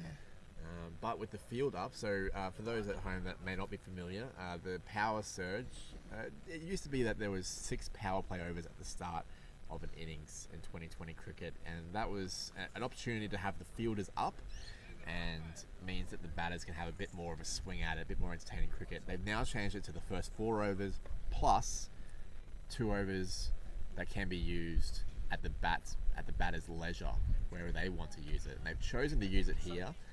I think it is after the 10th over. They have to use it after the 10th, but yeah. I think you're correct, yes. Yeah, I think you're quite right. Thanks for that. And this being after the 10th over, they've obviously decided these are the two batters they want to have a go at it, and they're hooking in. Well, with only 3 overs remaining in the game, it was the right time. They've had a bit of a steady stream of wickets. That's the fastest I've seen Chaudhary run, actually. So he was just trying to get back on strike there. And I would say he's probably identified himself as the player that's more set and the more likely to be able to get the quick runs required. Score moves to 125. Oh! Geez, he just slapped that, hasn't he? He slapped it straight over the 4x tent, which I think he may have earned one of those for a bit later on, just quietly. A delicious 4x. That is a brutal blow. The king is showing his prowess here. That was just a little slap. That's all I can call it. Like a baseball shot, kind of. Yeah. Out in the deep left field. Home run. Big over here. Power play in. Lutzy to Chaudhary. Oh, he's gone again. Is it another one? Yeah, it's another one. Oh, you bet it is. A little bit squarer this time. Didn't quite go over the 4x tent. That is another 6. The king has arrived. 4-6-6. So clearly the first ball pitched up, slapped back over his head. He's gone back to a short of a length, sort of trying to bowl to his field, but unfortunately it doesn't matter when you're clearing the ropes by that amount. And he's hit 18 runs in 4 deliveries this over. There was a nice cheeky little 2 in there as well. So this is a big over in the context of the game, and that 130, 140 we were talking about suddenly looks a bit small. Way off the mark. Oh, inventive. Lovely shot that. 1 bounce, 2 bounces, 4 runs. What have you got to call that shot, Bo? What's that one? That's like a little half ramp sweep paddle something. Yeah. I think I've seen A.B. de Villiers play something similar when he hit that ridiculous 100 against the West Indies. But he was playing them off the front foot. Well, that was nearly off the front foot. That was ridiculous. A very fine shot from Chaudhary, the king. We're just going to start calling him the king. I think he's earning it. 22 of 5 deliveries. This is a challenge for Rowan Lutter. He's bowled pretty well, but his figures are now copying a battering. Bowling foolish didn't work. Bowling short is not working. And the king is 42 off 21, striking at 200. And that's going to be of a great assistance to the Waveriders. That one clears the ropes again. It might actually be quite tricky to get that ball back. Did it go over the fence into like the base over here? I'm not sure.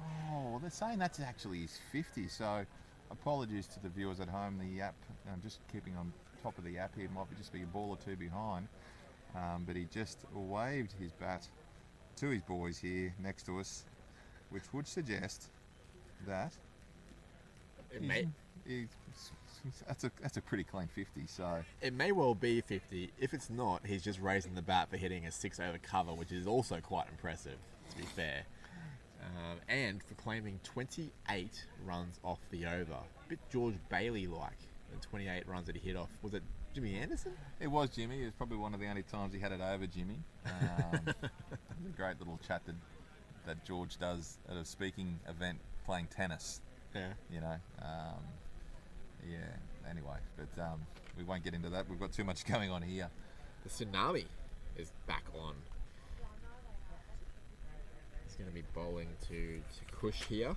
Yeah, Kush, has he actually even seen any of the action? Like he's just been at the other end. He didn't cop any of Lutter just then.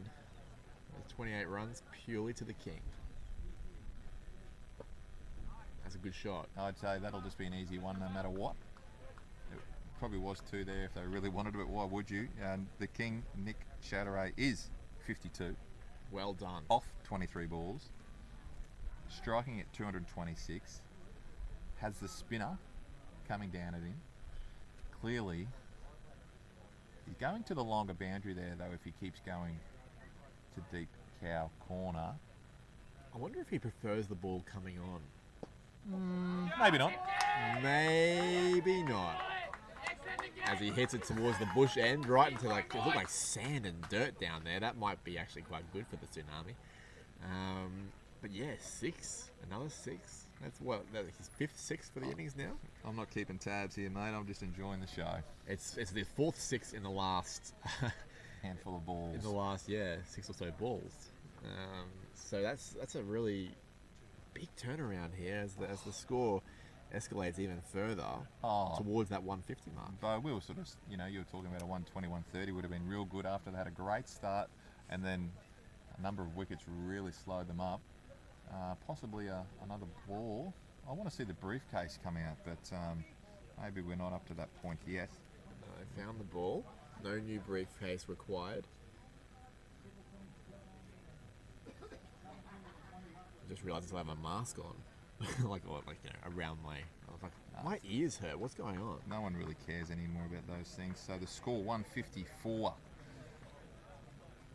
10 balls remaining in the innings. I would not have predicted this scoreline at this point of the game. No. He's gone again. Is it There's going to be big a enough? man at square leg. He's taken the catch.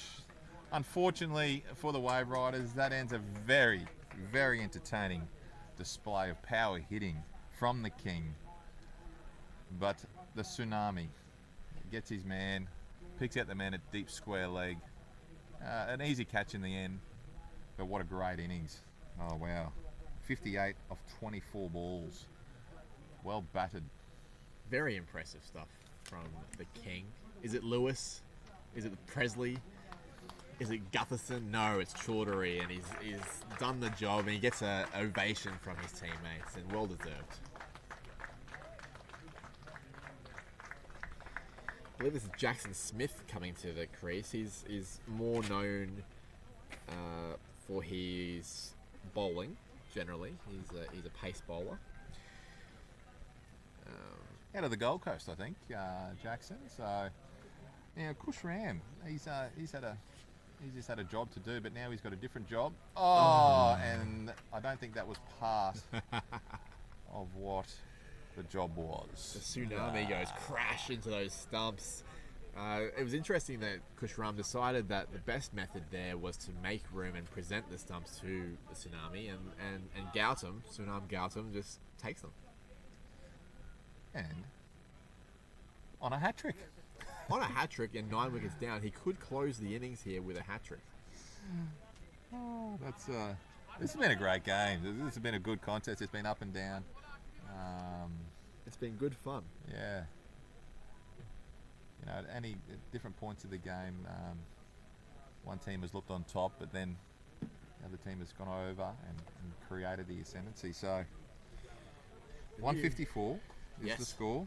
Oh, wow. Still the score because, they've lost 2 wickets in a row, Bo. 6 out. It's an interesting over. I told you that scuffed up ball would help him. Did they find that one? Yeah. Tsunami on a hat trick. Oh no, it's a run out. Oh, he's gone. Did he get there? Oh, he's out. He's out. So it's a team hat trick. It's a team hat trick for the Bayside Pirates. Well, after an absolute display there from the King, it's been somewhat of a disappointing end. They would have loved to have seen what they could do with that last over to try and squeeze another 10 or so runs to really bring that score up into the 160s, 170s. But as it stands, 154 is the total, so 155 to win. I reckon that's a fair total. It's a great total, I think, considering where they were. So, we're in for a nice little run chase here, Bo. So, I have to admit to a little bit of disappointment because just from that brief little glimpse of what I saw from Sada and Smith, I wanted to see another 7 balls of that. But alas, we are deprived. We only see 1 ball of it. So, 154. You're right. It's a really competitive total. I think you probably wouldn't say Waveriders are definitely in front, but you would say that you'd be fairly comfortable with 150 plus and having the runs on the board.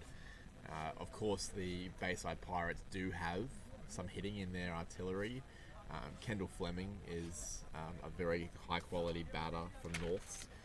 There's also, of course, Simon Malenko, the captain, has played state level cricket, is always there or thereabouts in the big bash squads, and a super big hitter of the ball. So I've also seen James Roseburn hit a fair few as well. So I'm excited to see how they go.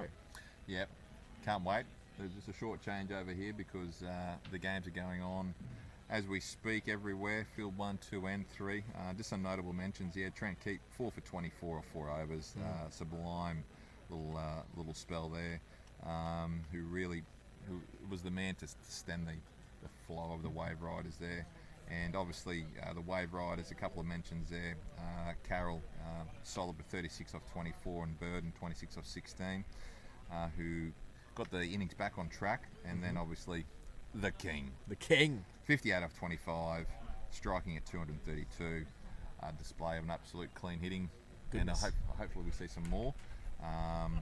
We'll come back to you shortly. The openers will be coming out, have a bit of a warm-up with the Waveriders doing some fielding, and look forward to having you all back and enjoy the run chase. 155 to get.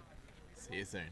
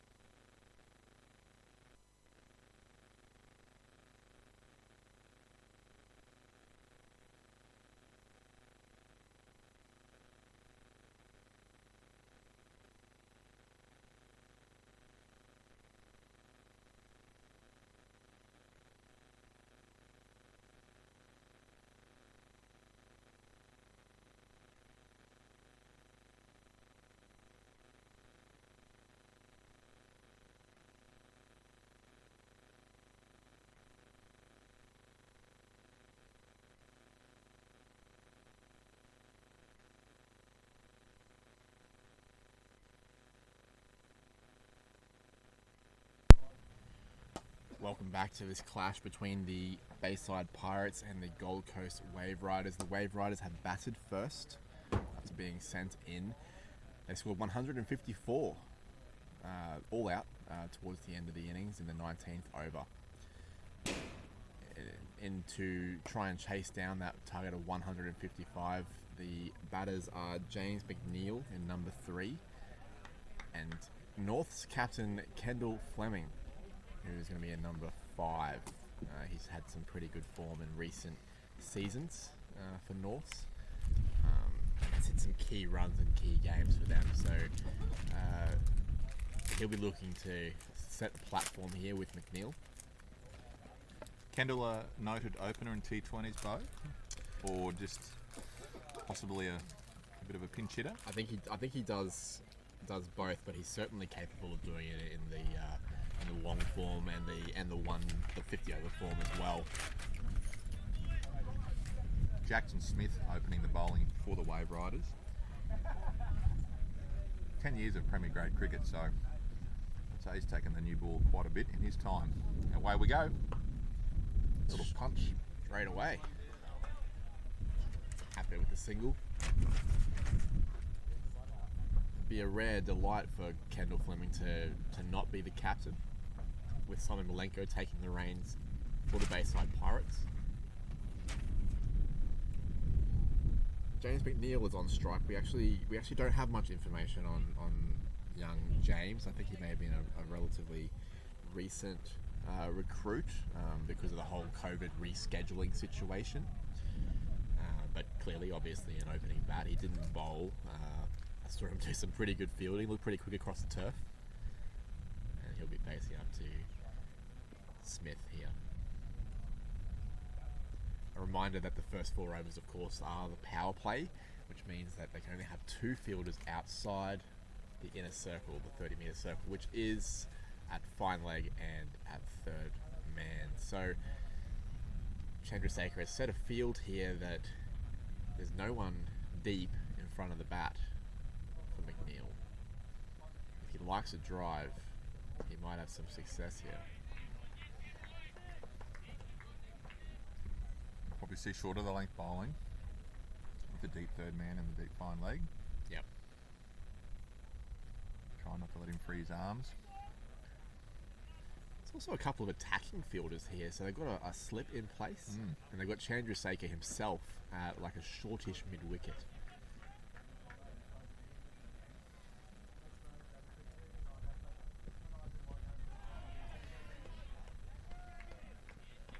A slight advance there by James McNeil. One little 2-step down and looking to go right over the top. I like that, bit of courage to start the innings. He's obviously decided that like 155, let's break it down mathematically, it's a bit more than 7.5 and over. Power play is a good time to be getting those runs. So for these first 4 overs, I think they'd probably be fairly happy with none for 30 or something like that. Oh, big miss there from the keeper. And that will trickle over the boundary. Buys is the call. The dreaded bye. Yeah, as a wicket keeper, Bo. Oh yeah, it's T20, it's 4 buys. Not a good feeling for Patrick Cotter. He prides himself on his consistency, so he'll be disappointed with that. It did die on him a little bit. It was a difficult one, but he will be disappointed with that. It must have been very close to a wide, being that it was down leg side, and obviously there's not much leeway with the umpires with leg side, so it must have been very close to. Oh, maybe McNeil is sort of going across his stumps, and yeah. But that one is sort of opened up the offside, advanced. Smith saw him coming, but he was still able to glide it in the air to that deep third man for a single.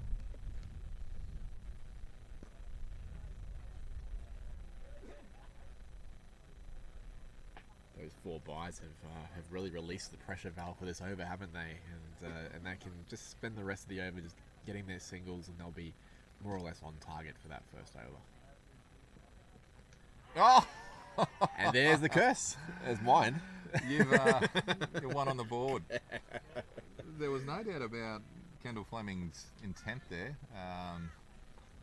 making room for himself, coming down the pitch. There was only one shot that he had in mind there with that pitched up ball, and it was going to be sailing over the boundary in his eyes. Not to be. No, it was a bit shorter. I Good think bowling it from came Smith. off the bat though, didn't it? I think it was an inside edge or an outside edge of some description. Certainly a chop on. You can see that he has not spoken to the incoming batter. That's usually a sign that he's not pleased with himself. And he may well be. I suppose he'll be disappointed with that effort. It wasn't the right shot. It wasn't the right shot at the time of the game.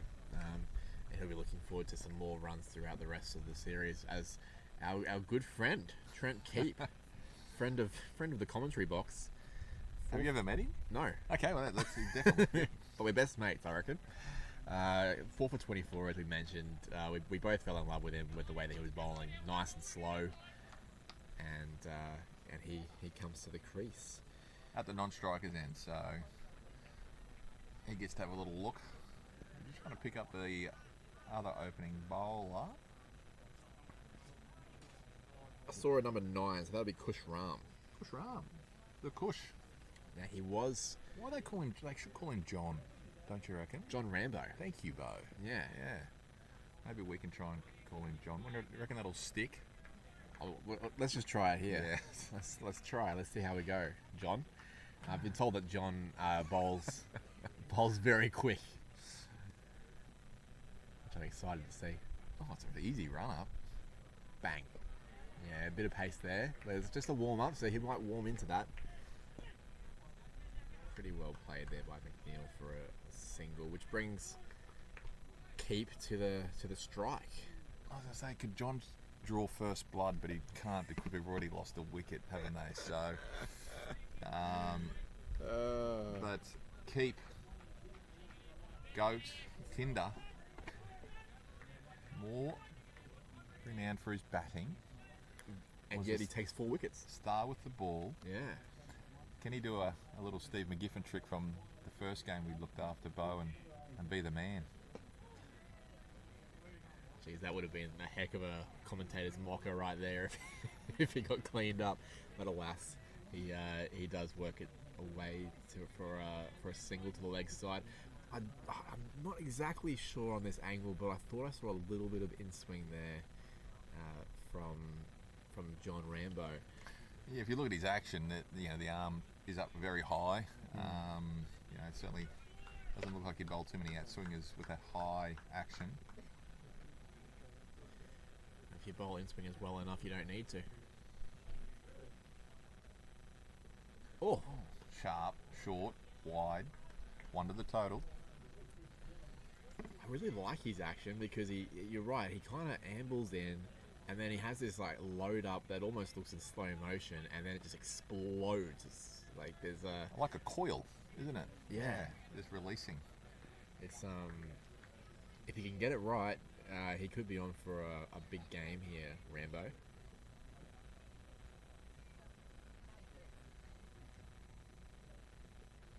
Oh, he tried to be inventive. Will he? Oh, dear oh me. The king puts it down and McNeil lives to fight another day. Interesting ploy there.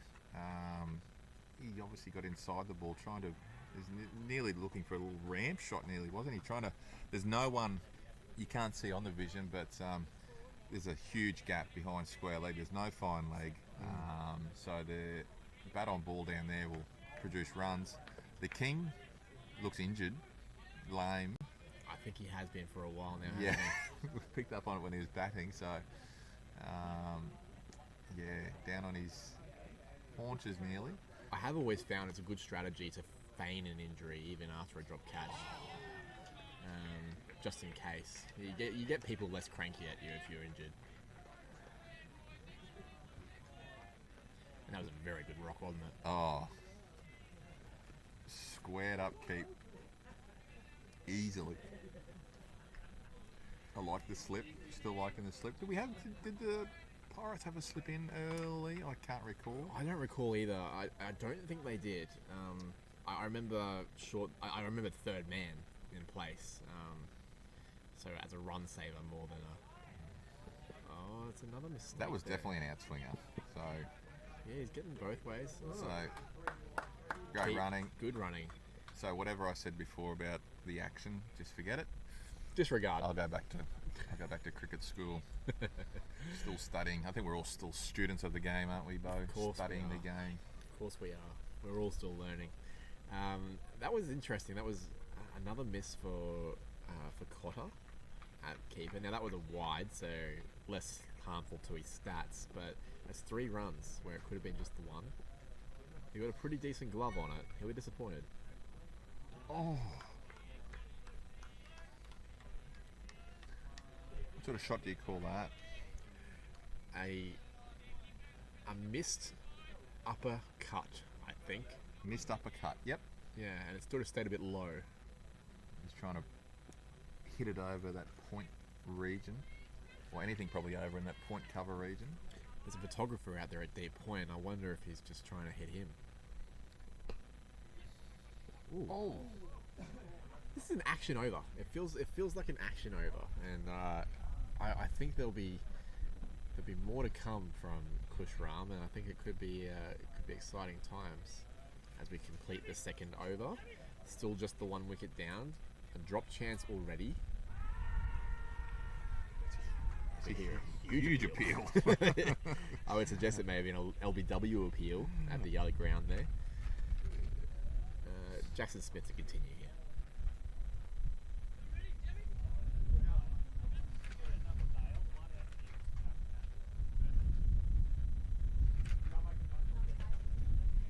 We need another bail, says the umpire, as he glides across the turf.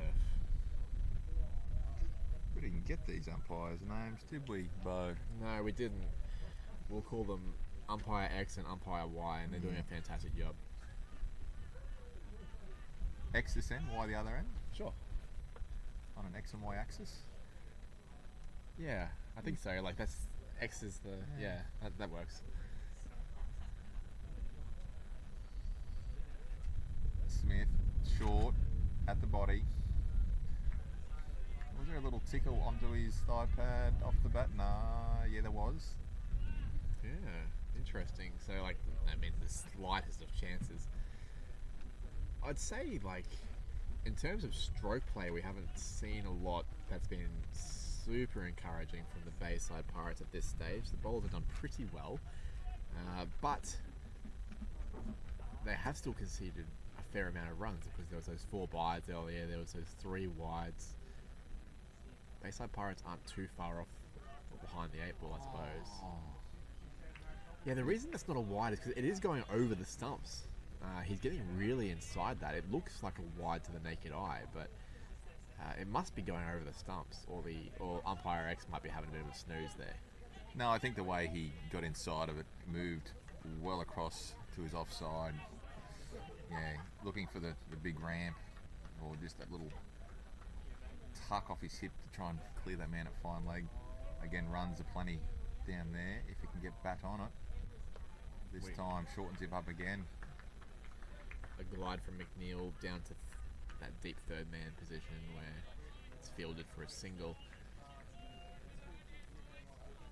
Worth remembering, of course, that it is still the power play for this over and the next. So scoring opportunities are there, but on the same token, it encourages, it forces the fielding team to have fielders in, which actually creates wicket chances too. So a bit of both worlds.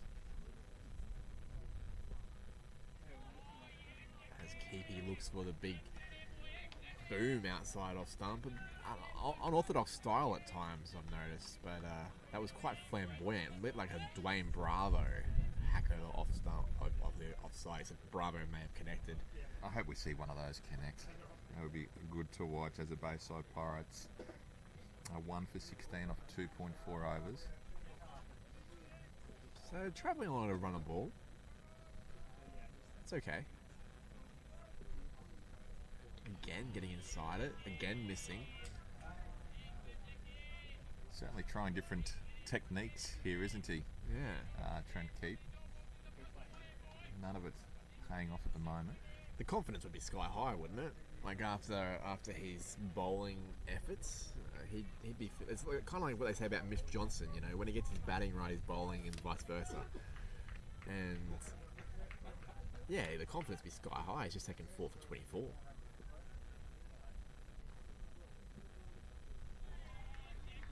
Although just can't make connections at this point. Jackson Smith bowling really well, doing a great job. Just the one from that over, wasn't it? I think so. Yeah, really good over that one. It's a terrific over there from Jackson Smith. That's 10 years of experience playing first grade cricket. Certainly helps. Looks like we're going to get another taste of Kush Ram here. So keeping the same 2 bowlers for the entirety of the power play. As the one broken bail gets replaced. Big thanks to all the officials, by the way, that are putting their hands up and being part of this exciting competition, Mark. It's actually good fun. Since we got the call up to be a part of the commentary, it's a good vibe here. You know, people, I mean, they're taking it seriously because, you know, if it's worth keeping score, it's worth winning. There's a man, mid-off, easy catch. The Kush! John Rambo goes bang, bang, bang like he's in Vietnam, and he gets the wicket. James McNeil departs. I think that was the pressure of the power play, wasn't it? That was the situation being where you do need to accelerate just that little bit, don't you? And you need to cash in. Yeah, you want to take advantage of the field being up, whether it be on the ground or in the air, but sort of caught in between there as the ball played on the up, found the man. Simple catch in the end. And that's the second wicket down for the Bayside Pirates. Exciting times here, though. It brings Simon Malenko, the skipper, to the crease. Now, Malenko, I think most cricket fans would be aware of Malenko, I believe, of Ukrainian descent. One of the very first to play first-class cricket in this country, if I'm correct. And he can hit a long ball. He's certainly capable. In fact, I've put him in a whole bunch of my Big Bash fantasy teams over the years. Yeah. Unfortunately, he hasn't quite teed off as often as I would like him to, but alas. Oh, go short early. Malenko still had a crack at it. But a big miss. So the course just letting Simon Malenko know that, hey, I don't care who you are, I'm coming at you. It's good stuff from Kush Ram. He's from Coomera Hope Island Club. That's not a big club. You know, it's not one of those premier cricket clubs. So he's obviously plays at a high level down there, and they have some very good cricketers, obviously. But yeah, taking it up to a guy that's played first-class cricket. Probably the greatest cricketer Ukraine's ever produced.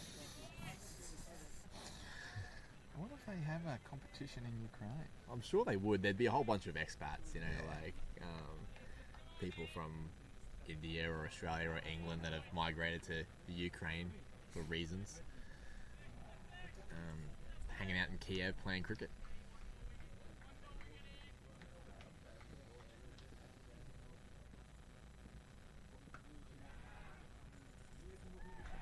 Bang. I love. Shot. You were talking about your favourite kind of shot earlier, the cover drive. I wouldn't mind being able to play a shot like that. That was a sublime cover drive. Yeah, it was Kush has really been sticking it to Malenko. It's just his first few balls, trying to find him out, but that one just overpitched slightly. Malenko took up the invitation, and with only the 2 fielders at deep square and deep third man, once he peers that field, 4 runs. Majestic shot. Majestic. I like that. Majestic. We found a few superlatives in there, but I think majestic might be the nicest of the lot. Majestic Malenko. Ooh, I like that. Rambo. No, good hustle. And good polite call from the non-striker. No, Simon, no. Call him by his first name. Yeah, I like that. Like no nicknames. Yeah, you often don't hear the first name being used often in sports, do you? You know, it's unless you're a referee or, you know, get back on side or? No, Meerkat, no. He didn't say that. No. It was no Simon. Very nice. Simon says.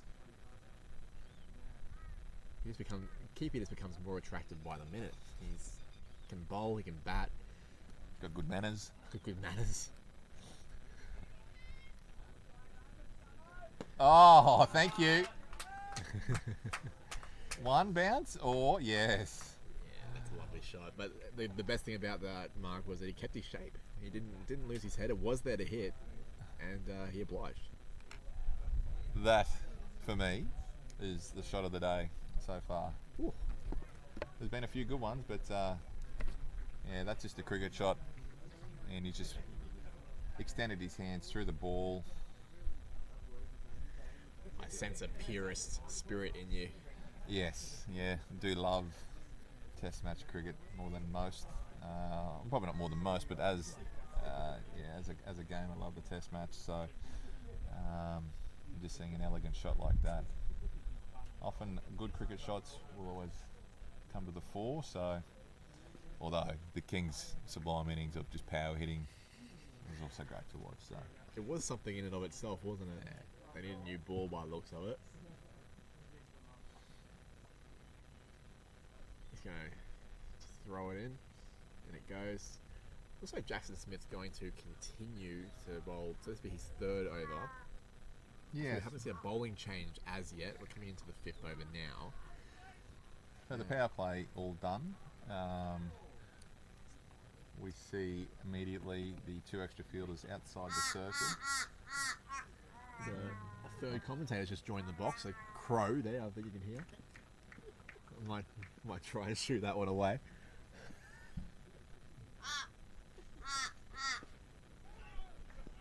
Smith into keep. Apparently I'm very scary to crows. It flew away instantly.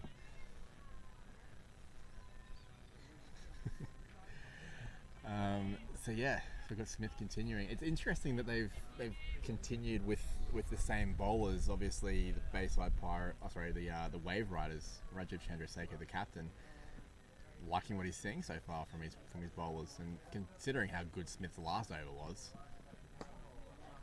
Oh, beautiful shot from Malenko. Another cover drive. They've got a sweeper out there. It was keep actually, rather. It was keep. Apologies. It just looked like Malenko with Yes. the fluid. Although Keep has been struggling, so he might be good for his confidence just to get one out of the middle now. And Yeah. Keeps actually played, so we mentioned earlier, he played some second 11 cricket down in Tasmania. Simon Malenko actually spent a bit of time in Tasmania as well. I wonder if there's a connection there where they possibly played together at that level.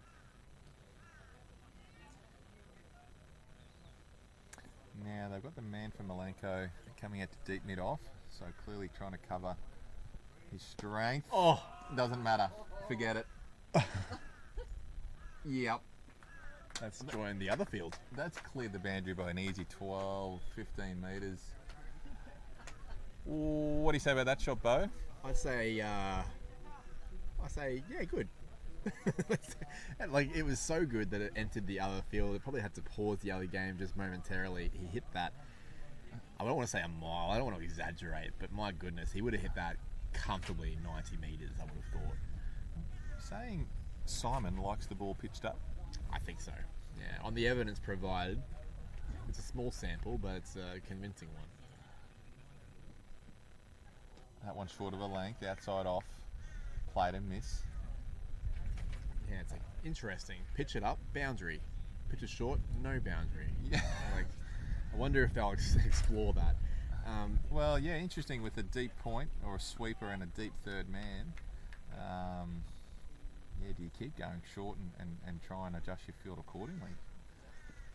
Try and cut off one section of the field, or at least dry the runs up, because let's see what he does here. Jackson Smith, a slow ball, pitched up. Pretty well played.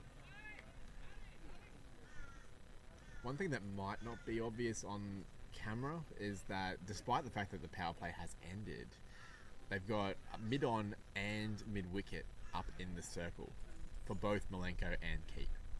So they've got a deep square leg, maybe just a bit in front of square. And yeah, mid-on and mid-wicket up. And mid-wicket's quite close in, really.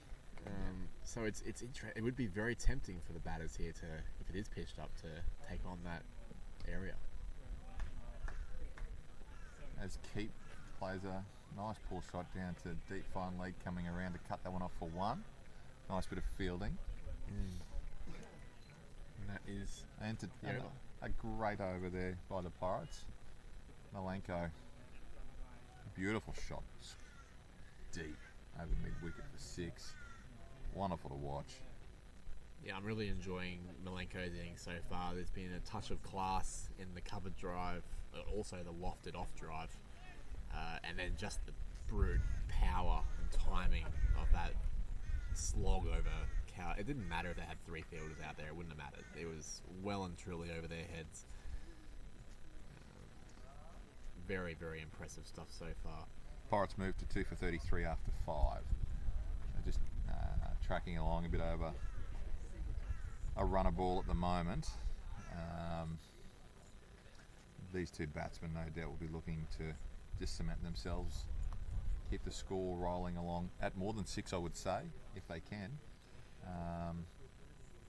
And we have... This is Hassan Sada. He's a player from Norths, a leg spinner. He's from Pakistan, and he plays his cricket up in Norths. He was involved in that rather comical run out in the first innings. That ended the innings, didn't it? It did. Team hat-trick to close. Let's see if he can get a hat-trick of his own.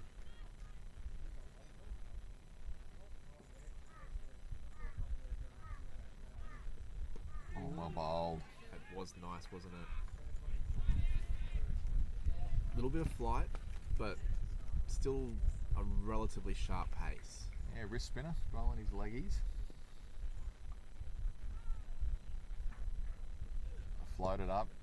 Keep gets that one on the full. Pushes out to mid-wicket, and they'll just take the easy one. Stunning conditions here at Ivor Marsden Ovals. Probably Yeah. the temperature's about 23 degrees. Slight breeze now. Pretty good conditions. People have filtered in quite nicely throughout the morning. There's not just our BP. Oh, bottom edged by Malenko. And that'll be 4. Gee, that's raced. It's a quick outfield. Certainly sped up, hasn't it? We've also got some local cricket here as well. The girls playing Ipswich Hornets. +3 BPL games, so action aplenty. Action aplenty. It's got a vibe here, hasn't it? It's a bit of a festival atmosphere. We saw the Carnival chicks on stilts walking around earlier. That was fun. Reverse sweep from Malenko. Not required. I don't know if he needs to at this stage. I mean, it's one of those things that if he nails it for 4 or 6, we're wowing over it. But yeah, I'm not. I don't hate the reverse sweep. I'm just not sure it was needed right now. And not when you can just punch one through the field for 1 or 2 and Yeah. keep that score rolling along. He's sort of dealing mainly in boundaries at the moment. Malenko, he Shock. hasn't had too many singles. It's 4s or 6s.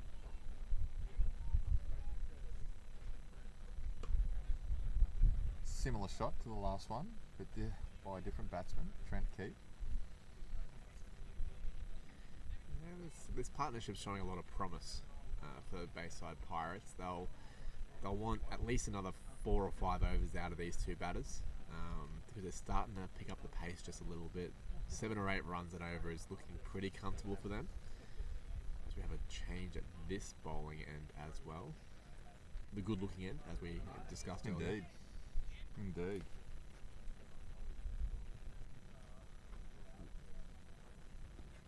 That is Slater Asnikar. He was not required with the bat. So he was, well, a quasi 12th man because, as we may not have explained in this game, 12 are named, 11 bat, but 12 can bowl. Yes. So I've also noticed that Chaudhary has been spending some time on and off the field. He's now back on the field.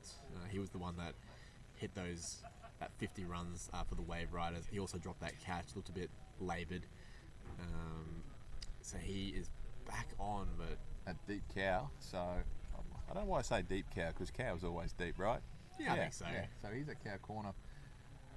Who's on strike? Is that Key? It is Key. It is Trent key. Yeah, you're right. Asnikar is a left arm bowler. Oh, straight And- to cover. And he's out straight away. Bang, bang. The Kush takes the catch. Rambo, right John. in the right place. The man with 17 nicknames by the end of this game. Apologies in advance to you, Kush. But yes, a key wicket for Slater Asnikar there, comes into the attack straight away, and yeah, gets the key wicket. That's, as I just said, they were starting to show some green shoots, this partnership. So an unfortunate demise for the Bayside Pirates, with Andy Michael coming to the crease. He used to play at university. I think he's 35 years old now, so he may have largely given up playing consistently. But back in it for the fun of the BPL. It must have been handy if he hasn't been playing a lot and still be picked up. Like, he's clearly had, let's say, a fair bit of class about him, so not a bad start. Oh, this one played down to short. Probably a gully from this position, or a point position, for no run. Yeah, probably a point, I'd say. Sorry, I was very rudely yawning while talking. That's not good. We're keeping you up, are we, mate? It just, yeah, I got up at a stupid hour this morning because I was so nervous about commentating. So I got up at like 5 in the morning or something. Shot from Andy Michael. He pulled that one away. To cow corner for the one. You don't sound nervous. Oh, thanks. That's good. I'm terrified. Is this one televised? What's it on? Sorry, I know you couldn't see this. If you go into the Facebook page, Yeah. BPL Facebook page. BBL Facebook. BBL. Oh, as in Premier League. Yeah. Not the other guys. Yeah, and you go down, there's actually Oh shit! That hard. It looks like the batters here are taking on Asnikar, and it hasn't always worked. They just lost the wicket just a moment ago, but Malenko doesn't show any signs of slowing down, and with mid-on up, it must be a tantalising opportunity for a player of his calibre. Malenko, has he picked out Charter? Oh. No, he committed to saving the runs, Chorderai. So that's, instead of diving in for the catch, a low percentage play, maybe getting the wicket, would have been a screamer. Yeah, oh mate. Would have been amazing. He hung back and quite cleverly saved the boundary, saving 3 runs. Malenko, looking the goods. He's not on strike, so I can't put the commentator's curse on him unless he gets run out. I just wanted to add that in before the ball. Has the keeper throw down the stumps. Just that's the end of a good over from Asnikar. That's throwing the cat amongst the pigeons somewhat, with the 3rd wicket going down for the Bayside Pirates, bringing Andy Michael to the crease. Andy Michael's looked pretty assured at this stage, making a good connection with the ball. As you mentioned, he hasn't played for a few years, but Well, yeah, the class is there. we don't have much on him, obviously, but ex-university player, but I'm not too sure if that means he's not playing now or not. Yeah, it says he hasn't played for a few years. Whatever has come up in his life that he has stopped playing. Generally an all-rounder, although I don't recall him being used as a bowler. Maybe Trent Keep took all of his overs off him, mate, when he I'd say so. Malenko. You usually get some more overs out of James Rosewarne as well. So Yeah. Keepy just gobbled up all those overs. The Waveriders appear to be a bit more vocal. There'll certainly be a lot more more energy, I think, just with their chat. And Oh, he got back. gee, that was sort of squeezed between his bat and his toe, and a dribble through to the keeper, and he took the bails off, but umpire X said not out. Yes, right. Umpire Y at the bowler's end of the stage. Malenko looks a little bit troubled here by Sada. It'll be interesting to see if he can. Oh, interesting. Yet again, one ball ahead of the game. Bo Nicholson calling it like a genius. Stop it. And yet again, troubled indeed. How much trouble? Big trouble. Big trouble, and this is big trouble for the Bayside Pirates. He was a key man, and they really, really, really needed him to stay in and get the team over the line here, or at least get them a lot closer than he has. It brings the tsunami to the crease, Sunam Gautam.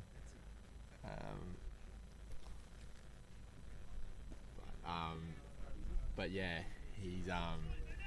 he's coming to the crease at number 2. Simon Malenko, the big wicket. Apologies, one of the co-founders is making sure we're all okay. You might hear a bit of murmurings. We are all okay. It is a fantastic concept, isn't it? It's been a lot of fun here today, Mark. It's good to see, and a lot of these guys trying to put their names forward, for future honours. A lot of young players out there today. We saw Burden and Connor Carroll both playing key innings in building the Waveriders total, which is now looking very competitive. They've gone on the attack. I love seeing a slip to a spinner. Who's the new batsman here? Number 2. Sunam Gautam, the Tsunami. Tsunami. He's in. It says much travelled, Victoria, South Australia, and he's travelled all the way to the middle as well. Let's hope he doesn't have to come back on a return journey too fast, because the Pirates do need him. One way ticket, please, Sunam. Somewhat walking the plank, nearly? No. Fire it? No, I don't know. Tsunami. Hopefully he doesn't get swept up in the momentum of Sardar here. Tsunami opens his account, little on drive for 1. Big job to do here for these two. They're both considered probably all-rounders in this team. Gautam and the on-strike Michael here. So can they put together a partnership of 30 or 40 runs and get this chase back on track? Give them a base to hit from, essentially, later in the innings. Yeah, tracking it, they were 4 for 45 with 1 ball remaining in this over. So just going over 5 and over at the moment, as Tsunami gets a little bit inventive with a ramp. I don't mind that. It's going to just lose the race to the fielder. They should get 3 here. Oh, no they don't. We weren't watching the batsman running them, but it felt like a 3 when it dribbles that close to the boundary when there's no fielders around. But Absolutely. yeah, they only pick up 2. Good chase by Asnikar, who's coming into bowl now. Yeah, he kept it down to 2. A really good effort. A good shot too from the Tsunami. Don't mind the lap sweep if it's on. Being a little bit behind the run rate now. The run rate required would have to be up well and truly above 8 towards 9 now. So it's probably Shot. it's probably time to start considering opening the shoulders a little bit for some of these batters. However, they can't access the power surge just yet, and they both are new to the crease. That Malenko wicket just becomes more and more key. A brilliant piece of bowling by Sada. As Nakar to Michael, pitched up. We'll just take the 1 as it rolls out, and the deep mid wicket comes in. Yeah, do they establish themselves, try and get to that 10th over and have 2 batsmen that are at least in? Yeah, to have a bit of a crack and try and up the ante a little bit with the fielding restrictions put in place, but yeah, it's 4 for 48 into the 9th over. They may not have time to do that. Big effort ball there from Asnikar.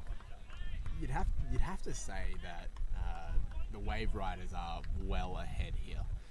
But there was a point in this game where they were 6 for about 100, where it didn't look like it was going to be this way. And that's the peaks and troughs of 2020 cricket. So there may well be another twist in this tale yet to come. But it is hard to win from here. They really will need a couple of starring innings. Oh, there's a man down that fine leg. He's picked him out perfectly. The tsunami didn't get going there, unfortunately. Crashed out the tsunami. As he picks out the man at fine leg. The fine leg only had to move half an inch, I think, forward to catch that in his lap as Asnikar picks up a wicket. It's a very comfortable catch, wasn't it? He looked in complete control down there. I think that was our friend Kushram. It might have been Sardar. But yeah, fantastic catch. Yeah. Sorry. You look like being tapped on. Thought you'd lost weight. The new batter is Harrison Clark Burnham. He's from the Sunshine Coast. He is only 21 years old. They call him HCB, of course. I mean, with his initials, that makes sense. Someone that's pretty well known for being able to play a dual role if necessary, to be aggressive if the occasion calls for it, but also just to kind of work it around if need be too. And I've got a feeling he's going to have to do a bit of both. He's got a job on his hands here, mate, let's be honest. Yeah, it's a really, really tough one. They are going to have to go up more than 9 and over from this point. They've only got 5 wickets in the sheds. They're a long way from home. And 2 new batters at the crease, one with a lot of experience but a few years out of the game, one quite inexperienced. Asnikar. Oh, that looked alright. He looked pretty comfortable with that, playing on the up. I'd say he can bat, yeah. He looks pretty good there. He works at the Australian Cricket Institute, so well-established business which is helping kids and of all ages develop their cricketing skills, and so I'm sure probably does a fair bit of coaching by the sounds of it, or around the right people anyway. So I'd certainly know his stuff. I mean, to get to this level of cricket, you've got to know a thing or two about it. I thought the umpire was going to let that one slide, but no, the arms are stretched out.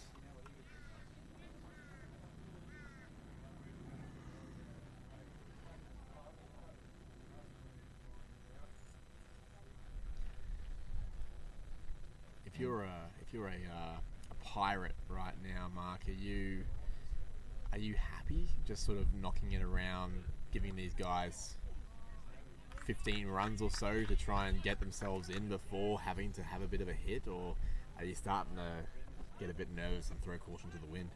I'm probably happy for at least the next over or 2. With wickets where they are at, they can't afford to lose any now.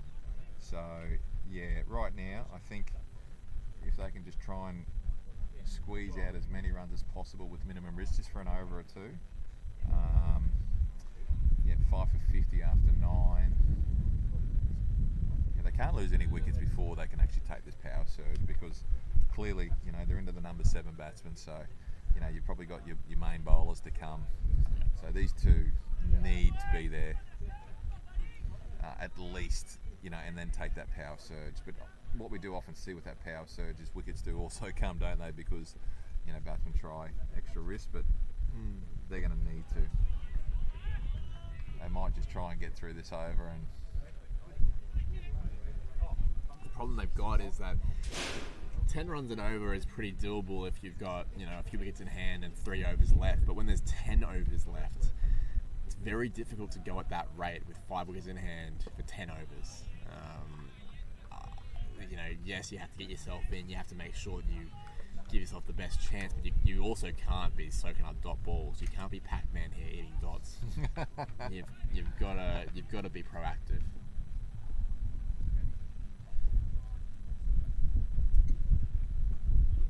lovely shot. That's a lovely sweep shot. Traditional. Beautiful shot, that.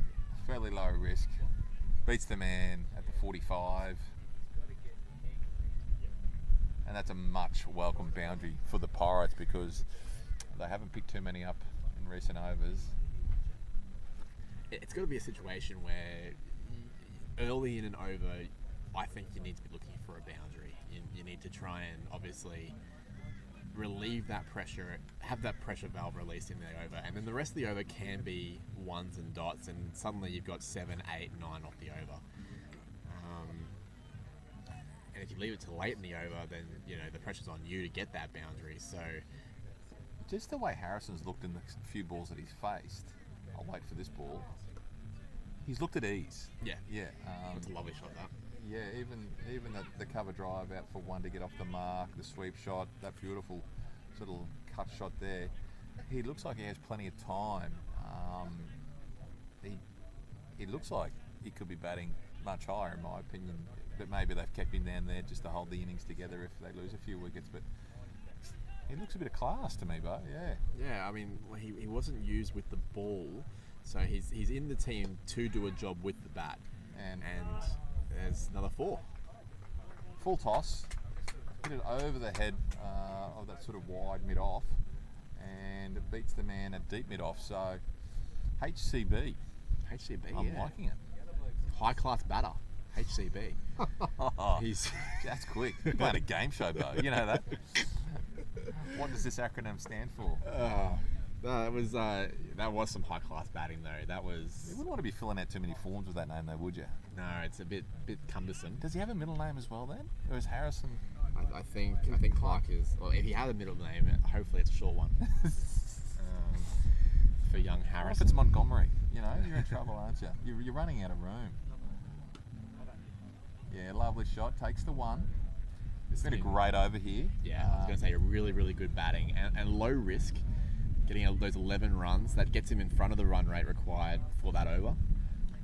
Well in front, and that's going into that 10th over from now. They can take that power surge, so that's a huge over where they can not only cash in, but yeah, it certainly takes that pressure off. They might be thinking, oh, we can wait a couple of overs if we're still in. And the timing of that power surge could be absolutely critical. So Looks like James Rosewarne. Sorry, my apologies. James Rosewarne is probably the next batter in. The bowler here is going to be Hugo Burden, the Australian under-19 player that hit that quick fire 26 earlier in the game. Looks very impressive batting at number 3, and judging from his wrist, I would say he's a leg spin bowler. floats that one up. Doesn't he like a bit of flight? Looks like quite a tall man, Hugo, as well, so I imagine it wouldn't probably need too much flight to get a fair bit of bounce.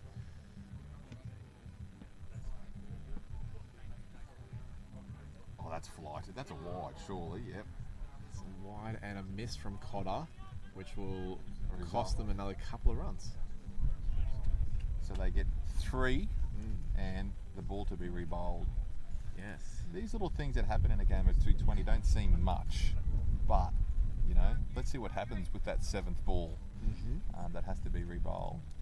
We talked about early over pressure, right? That's 3 runs off 1 ball so far. Now it's off 2. But that first ball, essentially going for 3 runs, releases the pressure for the batting side for the rest of the over. It means they can play each ball on its merits, try and get the 1. They're not looking as hard, are they? No. HCB short. It's going to bounce. And look, it was the right shot. I think maybe the field would say it wasn't the right shot, but it was that hit. Definitely the right shot. Didn't actually get all of it. That brings Andy Michael onto strike.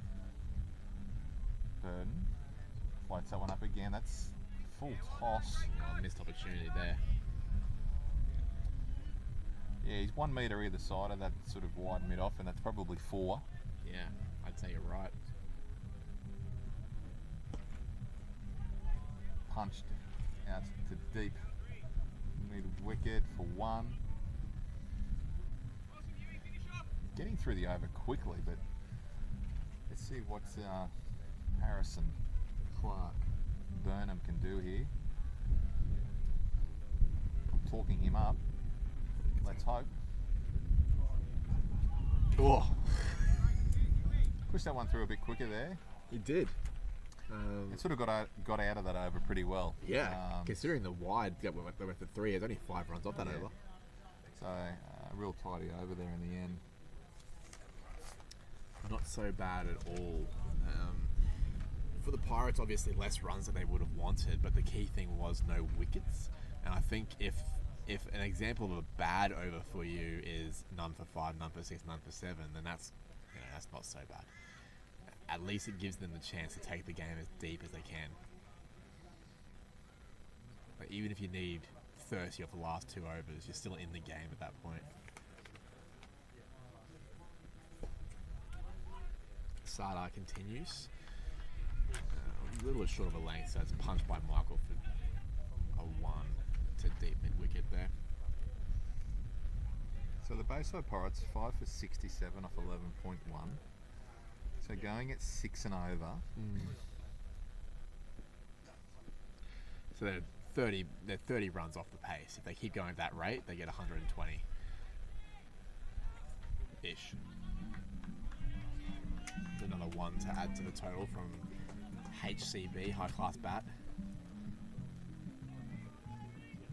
Got the music going over here on field 1. It's like sounds like we're in Like Mexico. Rio or something. Rio, yeah. Carnival. Got ball outside off there, Michael. Probably also disappointed to miss out on this opportunity as well.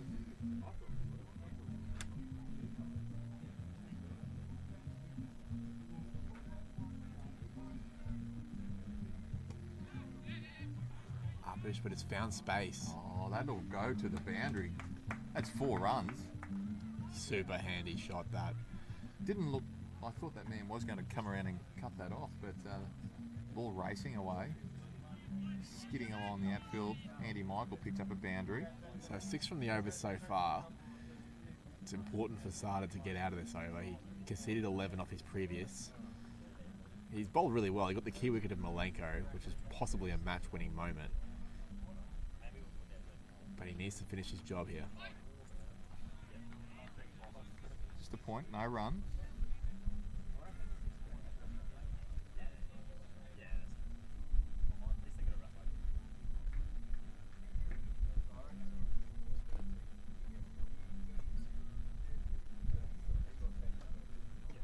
And he does. He gets out of the over. Only 6 off it. That means 11 runs off the last 2 overs. They probably need about that off 1 over. Yeah. I'd say. I think the critical timing of the power surge now. Do they use it to sort of launch? I think when the run rate's where it's at, they can't leave it too late. Otherwise, it's completely pointless. One thing that's worth mentioning, by the way, Mark, is that there are time restrictions on each innings. And if a team goes, I think it's 15 minutes over. Oh! Never mind, hold that thought. HCB is out. Harrison Clark Burnham, looking classy, looking at ease at the crease, has just played that one straight back to the bowler. Hugo Burden. Burden takes the catch about hip height. It's about as simple as you'd like it as a bowler, I think, as a slow bowler particularly. Very catchable height. So yeah, it's a disappointment as the 6th wicket goes for the Bayside Pirates. And in comes your man. Is that Clay Beebs? Well, he can be my man. Yeah, I mean, you can have an ex-Brisbane Lions player if you like. A massive job to do as well. Yeah, it's a very Precarious position because you really can't have too much time to get yourself in there with what's required. Andy Michael's been out there for a while. Hopefully Clay can just push the singles to keep Andy on strike while he does take an opportunity to take a look at the bowlers, but really, you don't want to leave anything too late. the audience might not be able to see this obviously, but on the leg side there's a short fine leg, and then the rest of them are all back on the boundary. So there's some more opportunities for boundaries over the offside. I imagine Burden will try and keep it as straight as possible to minimise the chance of that.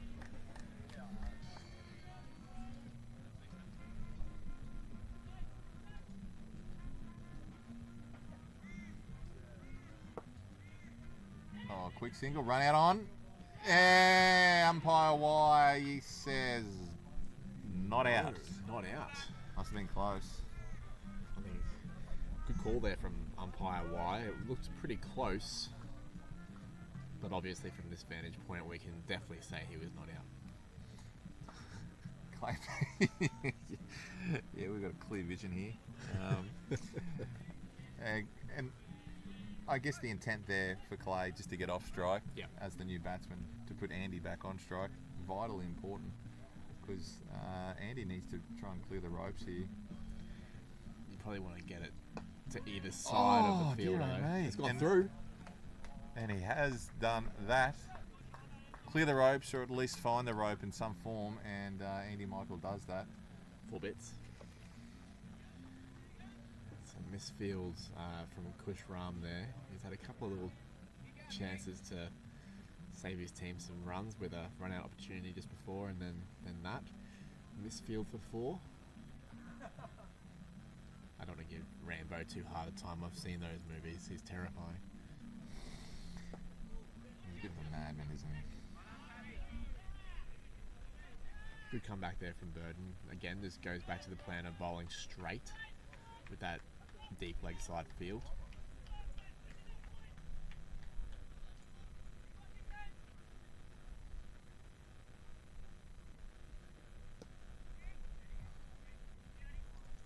Andy Michael just knocks it into the leg side for another single.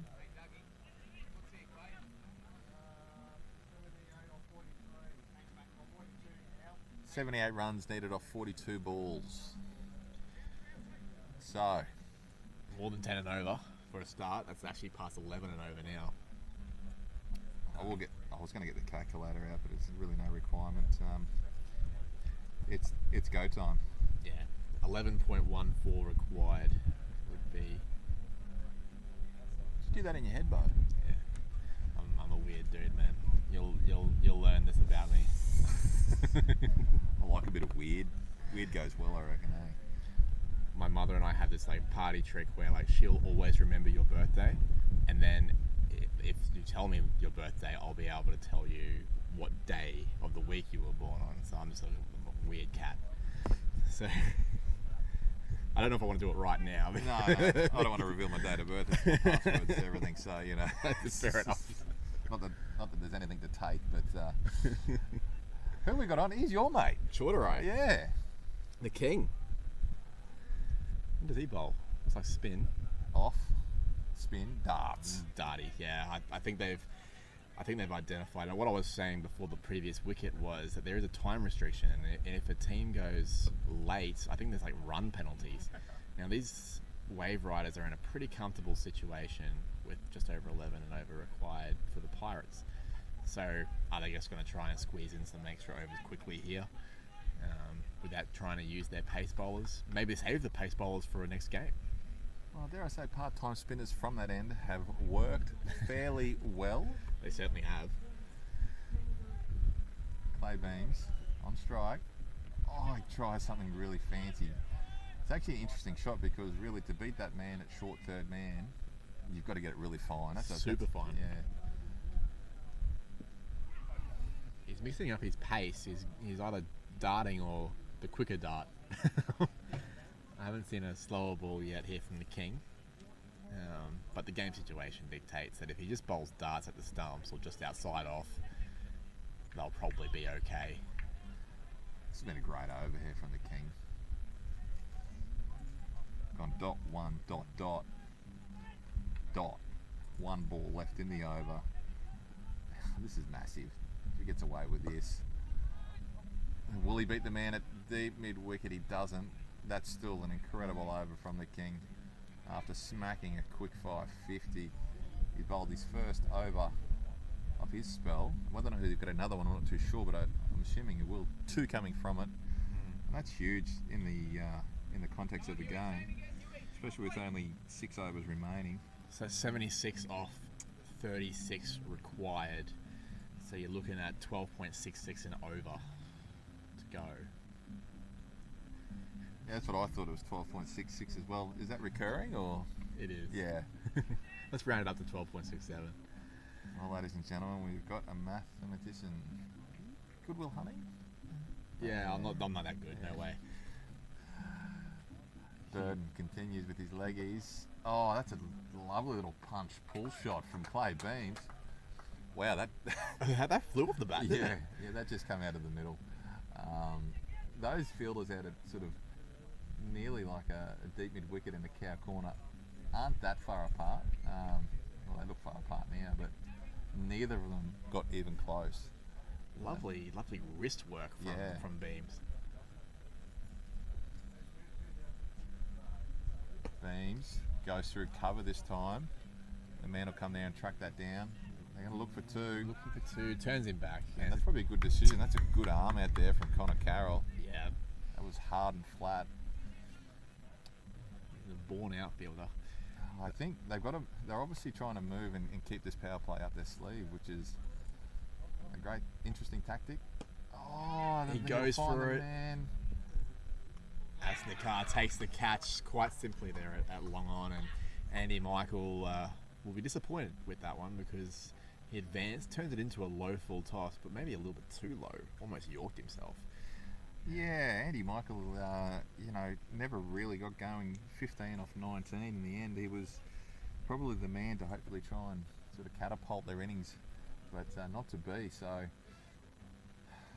this power surge, which is still in the bank for the Pirates, I dare say we'll see it being taken fairly shortly, but that's not up to me, but that's for sure. So the new batsman, number 4. James Rosewarne, so he's from South. He's the Doc. Remember Doc? Yeah, Dr. Rosewarne. What Yeah. sort of doctor is he? Don't know. Don't know. Maybe a GP. Maybe a doctorate in something else. Oh yeah, because you can get a doctorate in, Yeah. sorts of things. So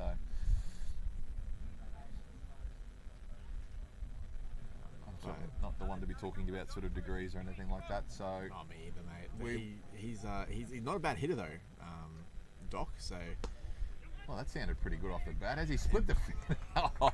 he can play Clay Beams, can't he? He's absolutely nailed a few of these leg side shots. So if they bowl straight to him, he's proven that with just pure timing, he's able to pin the gap. Yeah, that's strong wrists or something, isn't it? That's a real punchy. Like it looks effortless, but he split fielders out there on the boundary yet again. He's going for the same side. Didn't quite generate the same amount of power that time, so just a single. It's been a good and bad over for the Pirates. They've generated about 10 runs, but of course lost the wicket of Andy Michael. All right, that's the end of the over. 7 for 90. 5 overs remaining. Are you waiting for the maths, are you? 60. What's that one? I'm just trying to. 65 off 30. Come on, that's an easy one, mate, yeah, isn't it? That's a piece of cake. What is it? 13. Yeah. I was going to say you didn't even need to think about it, but I don't think you're thinking about any of them. So No, I absolutely am. I'm so terrified of getting one wrong. well, I haven't checked any of them. You could be getting them wrong. You can tell me anything. Oh yeah, it's 24 and over to get. So. Tell you what, they wouldn't mind 24. Oh, Beams goes for a reverse sweep. He's got to be looking for 2 here. He's got to get back on strike. He'll do it easy. In fact, that's 4. That went. Yeah, and the honesty policy from Jackson Smith, very, very good. Yeah, well, even if the ball had stayed inside the boundary, it was still a 4 because his body was over the line at the same time. Yeah, a good chase that came to nothing for him, unfortunately. But see, I keep being amazed by the quickness of the outfield. Yeah, that just Beams punches. the cover for one. I wonder if it's like slightly downhill, running from the pitch down here. I don't know. It did seem to pick up speed almost, didn't it, as it ran towards us? I had no thought at all that it was going to be 4 runs until it was. Yeah, I was sort of thinking, gee, they get 2 here, and they end up getting 4. So I think Rosewarne is either 4 or single or 6. Oh, wow. Okay. He's very inventive. He plays 360. Was that off the cue? Was that off the cue end? Yeah, I don't think it went where he wanted it to. No. Beams. Clay Beams. I think a lot rests on Clay Beams without knowing too much about James. Yeah, I think you're probably right. I mean, they both have a big job to do, don't they? They do now. They do now. I mean, 13 runs and over. You want school?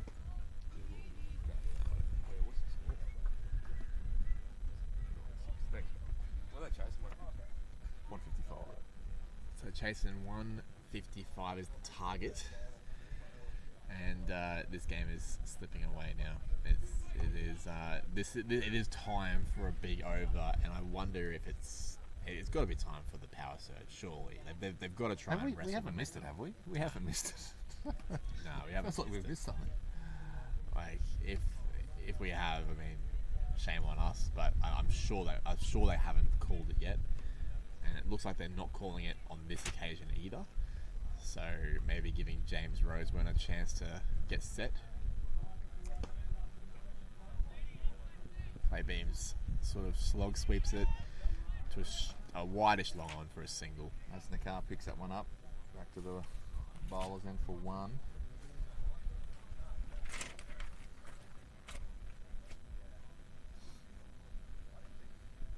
Burden, full toss. That's going to pick out the man. Oh no! Nowhere. It's 6.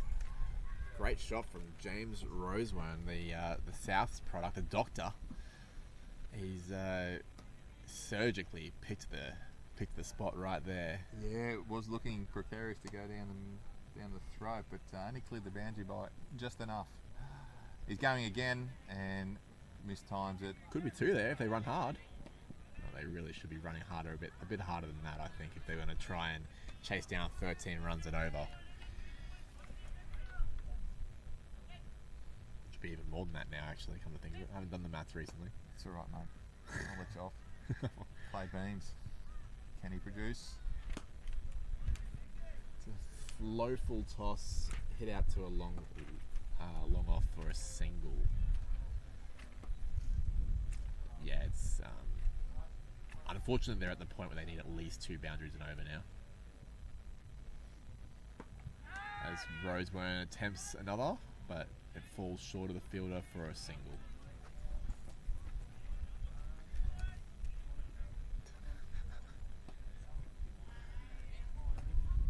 Hugo Burden has a pretty simple job to do here. Just get out of this over. Concede a single to the leg side. Bowl straight. Oh, little short jab down to short third man for no run. Yeah, I mean, probably a missed opportunity there from Beams. He short and wide, it needed to go for runs. At least 1 or 2. Alas, a dot ball. Do we see the surge yet? We've only got 3 overs left. Yeah, it's gotta happen.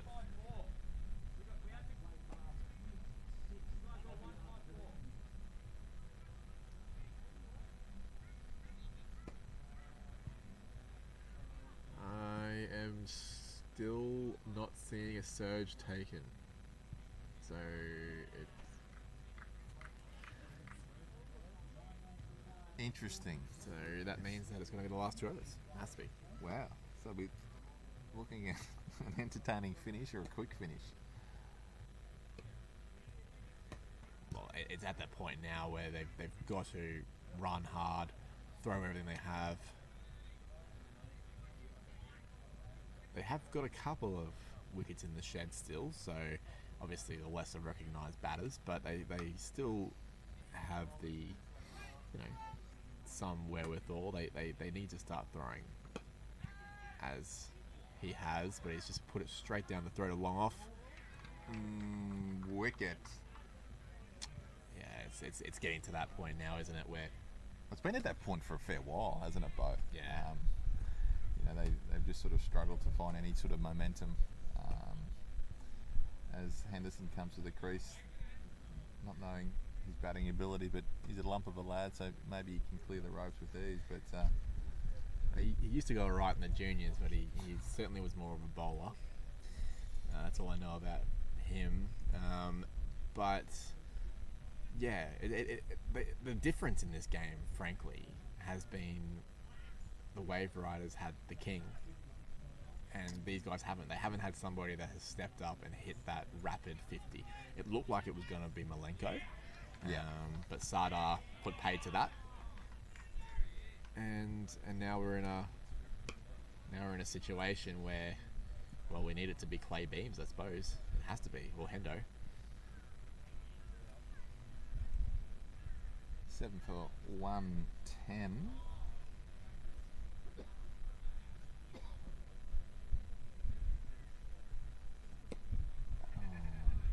Dot ball. Top ball's a good ball. The king, it looked like he started by bowling off darts, but it looks like he's bowling wrist spin now. Well, that was a dart. Hendo missing an outside off stump. Will be a bye. I suspect that Cotter will not be happy with the amount of byes he's considered today. It's always a bit of a thing for keepers. You want to keep a clean sheet. Especially in T20. That's a lovely shot from Clay Beams. He's had a lot of very nice touches, and that was precision there, picking the gap between that short third man and that man behind point for 4 runs.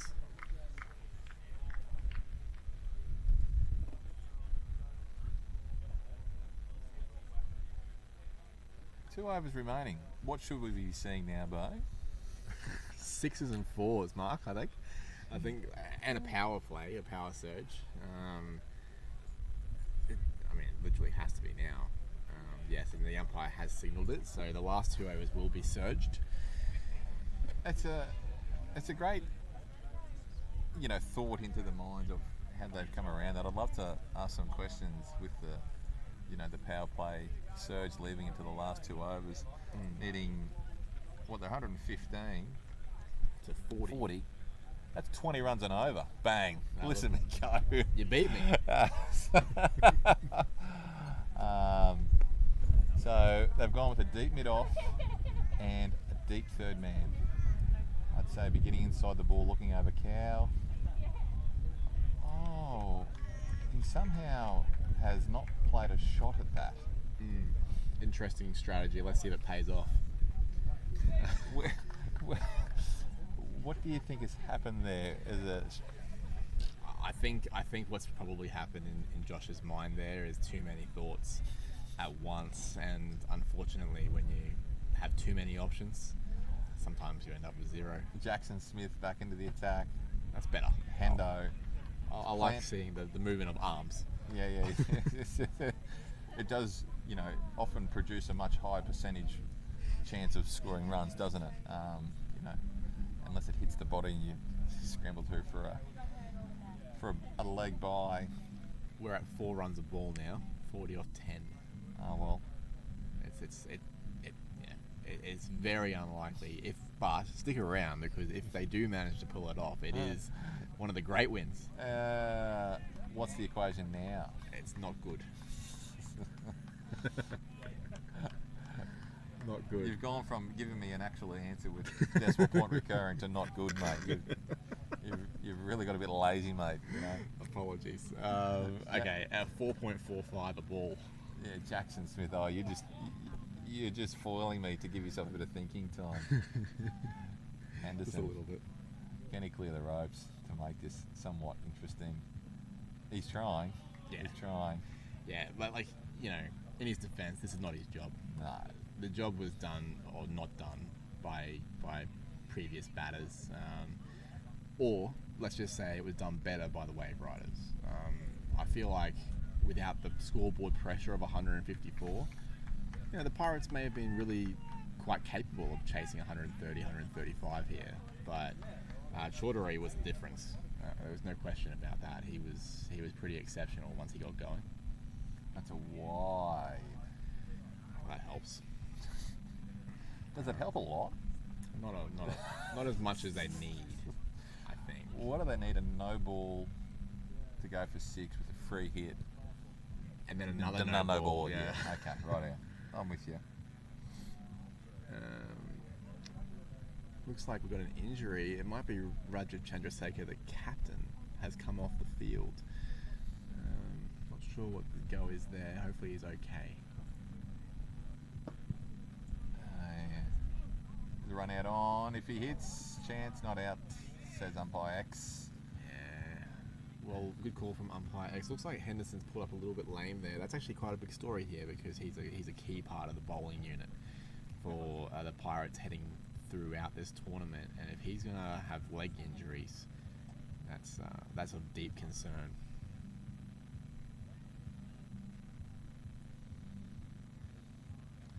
Clay Beams, he hadn't seen much of the strike unfortunately this over. Would have been nice to see what he could do.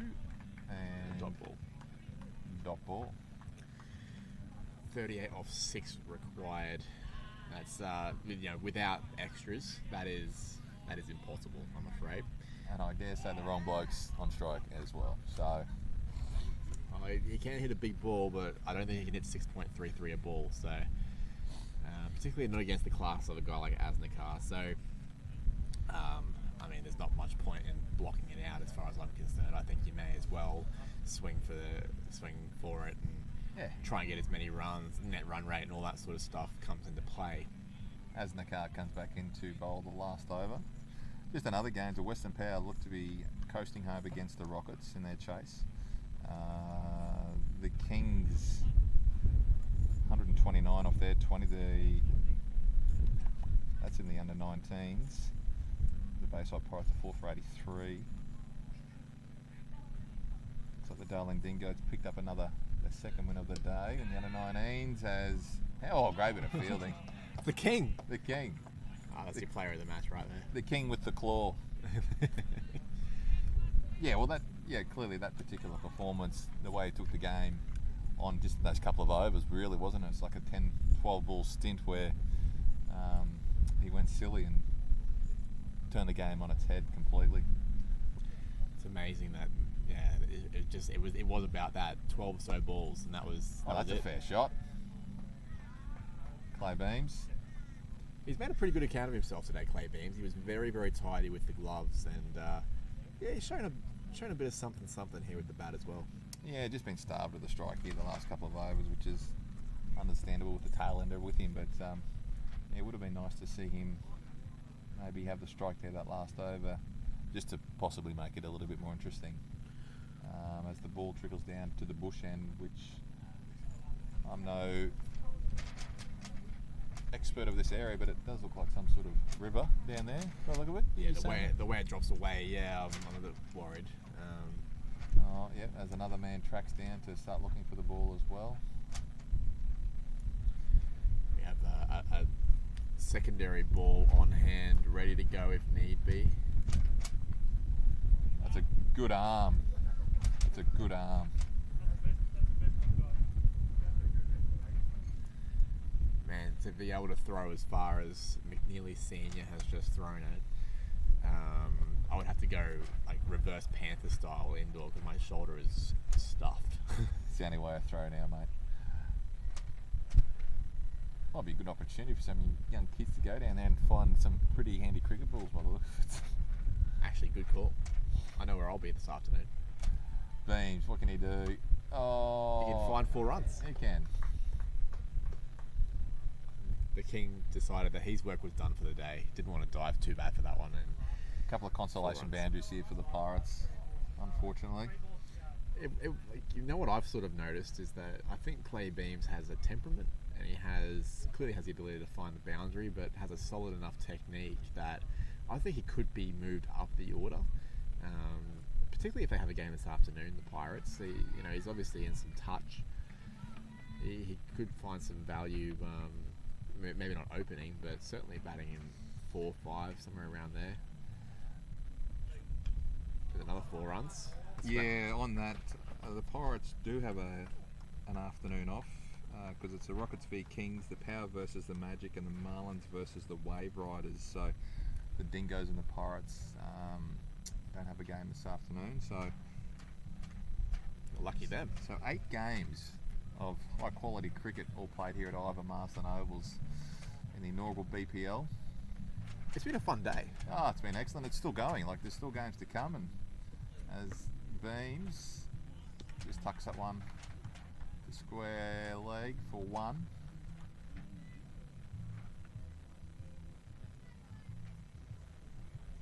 All right. What's going to happen this ball, do you reckon? What's the result? Dot. Yeah. Bowling outside off. Play a miss? Yeah. You?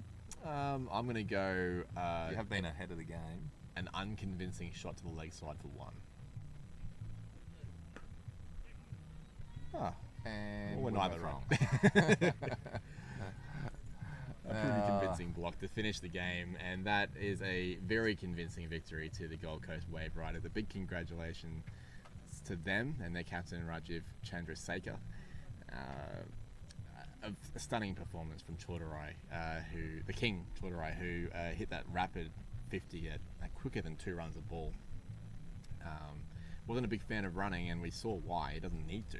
He just hits the ball a lot further than the boundary allows. And he also bowled a couple of pretty key overs when they wanted to put the strangle on the Pirates. He really tightened things up as well. He was a very convincing man of the match for me. Yep, well above anyone else. The Pirates tried to get going. Malenko looked in fine touch early, but to be bowled by Sadar, which was probably a massive turning point. After that, they, I guess, stuttered along really. Wickets falling at critical times. Shining light was probably Clay Beams at the end, who unfortunately didn't get too much of the strike. He looked in fine touch. But yeah, a pretty tidy performance overall from the Waveriders. They've really shared the honours with the bowling. I won't go through the whole card, but yeah, all 6 bowlers that bowled all shared the honours. So that's a sort of a good sign of a great team effort, not relying on anyone too much. Obviously, Keep with the bowling for the Pirates was fantastic. Yeah. Did a great job, but yeah, the King, some clean hitting, fine display, beautiful to watch. The Waveriders, we're pretty happy he's in their lineup. So from that, Bo, we say farewell from field number 3, where there will be the Marlins playing the Waveriders. So the Waveriders just get to stay put. They don't have to move camp. Good omen for them having a win on this ground. Yeah, and they just get rolling straight away. It'll be about 20 minutes before they get going. I believe there'll be some different commentators on board, so you won't have to listen to us if you're staying tuned into this particular, if you're a Waveriders fan. But other than that, there's field 1, the Rockets v the Kings.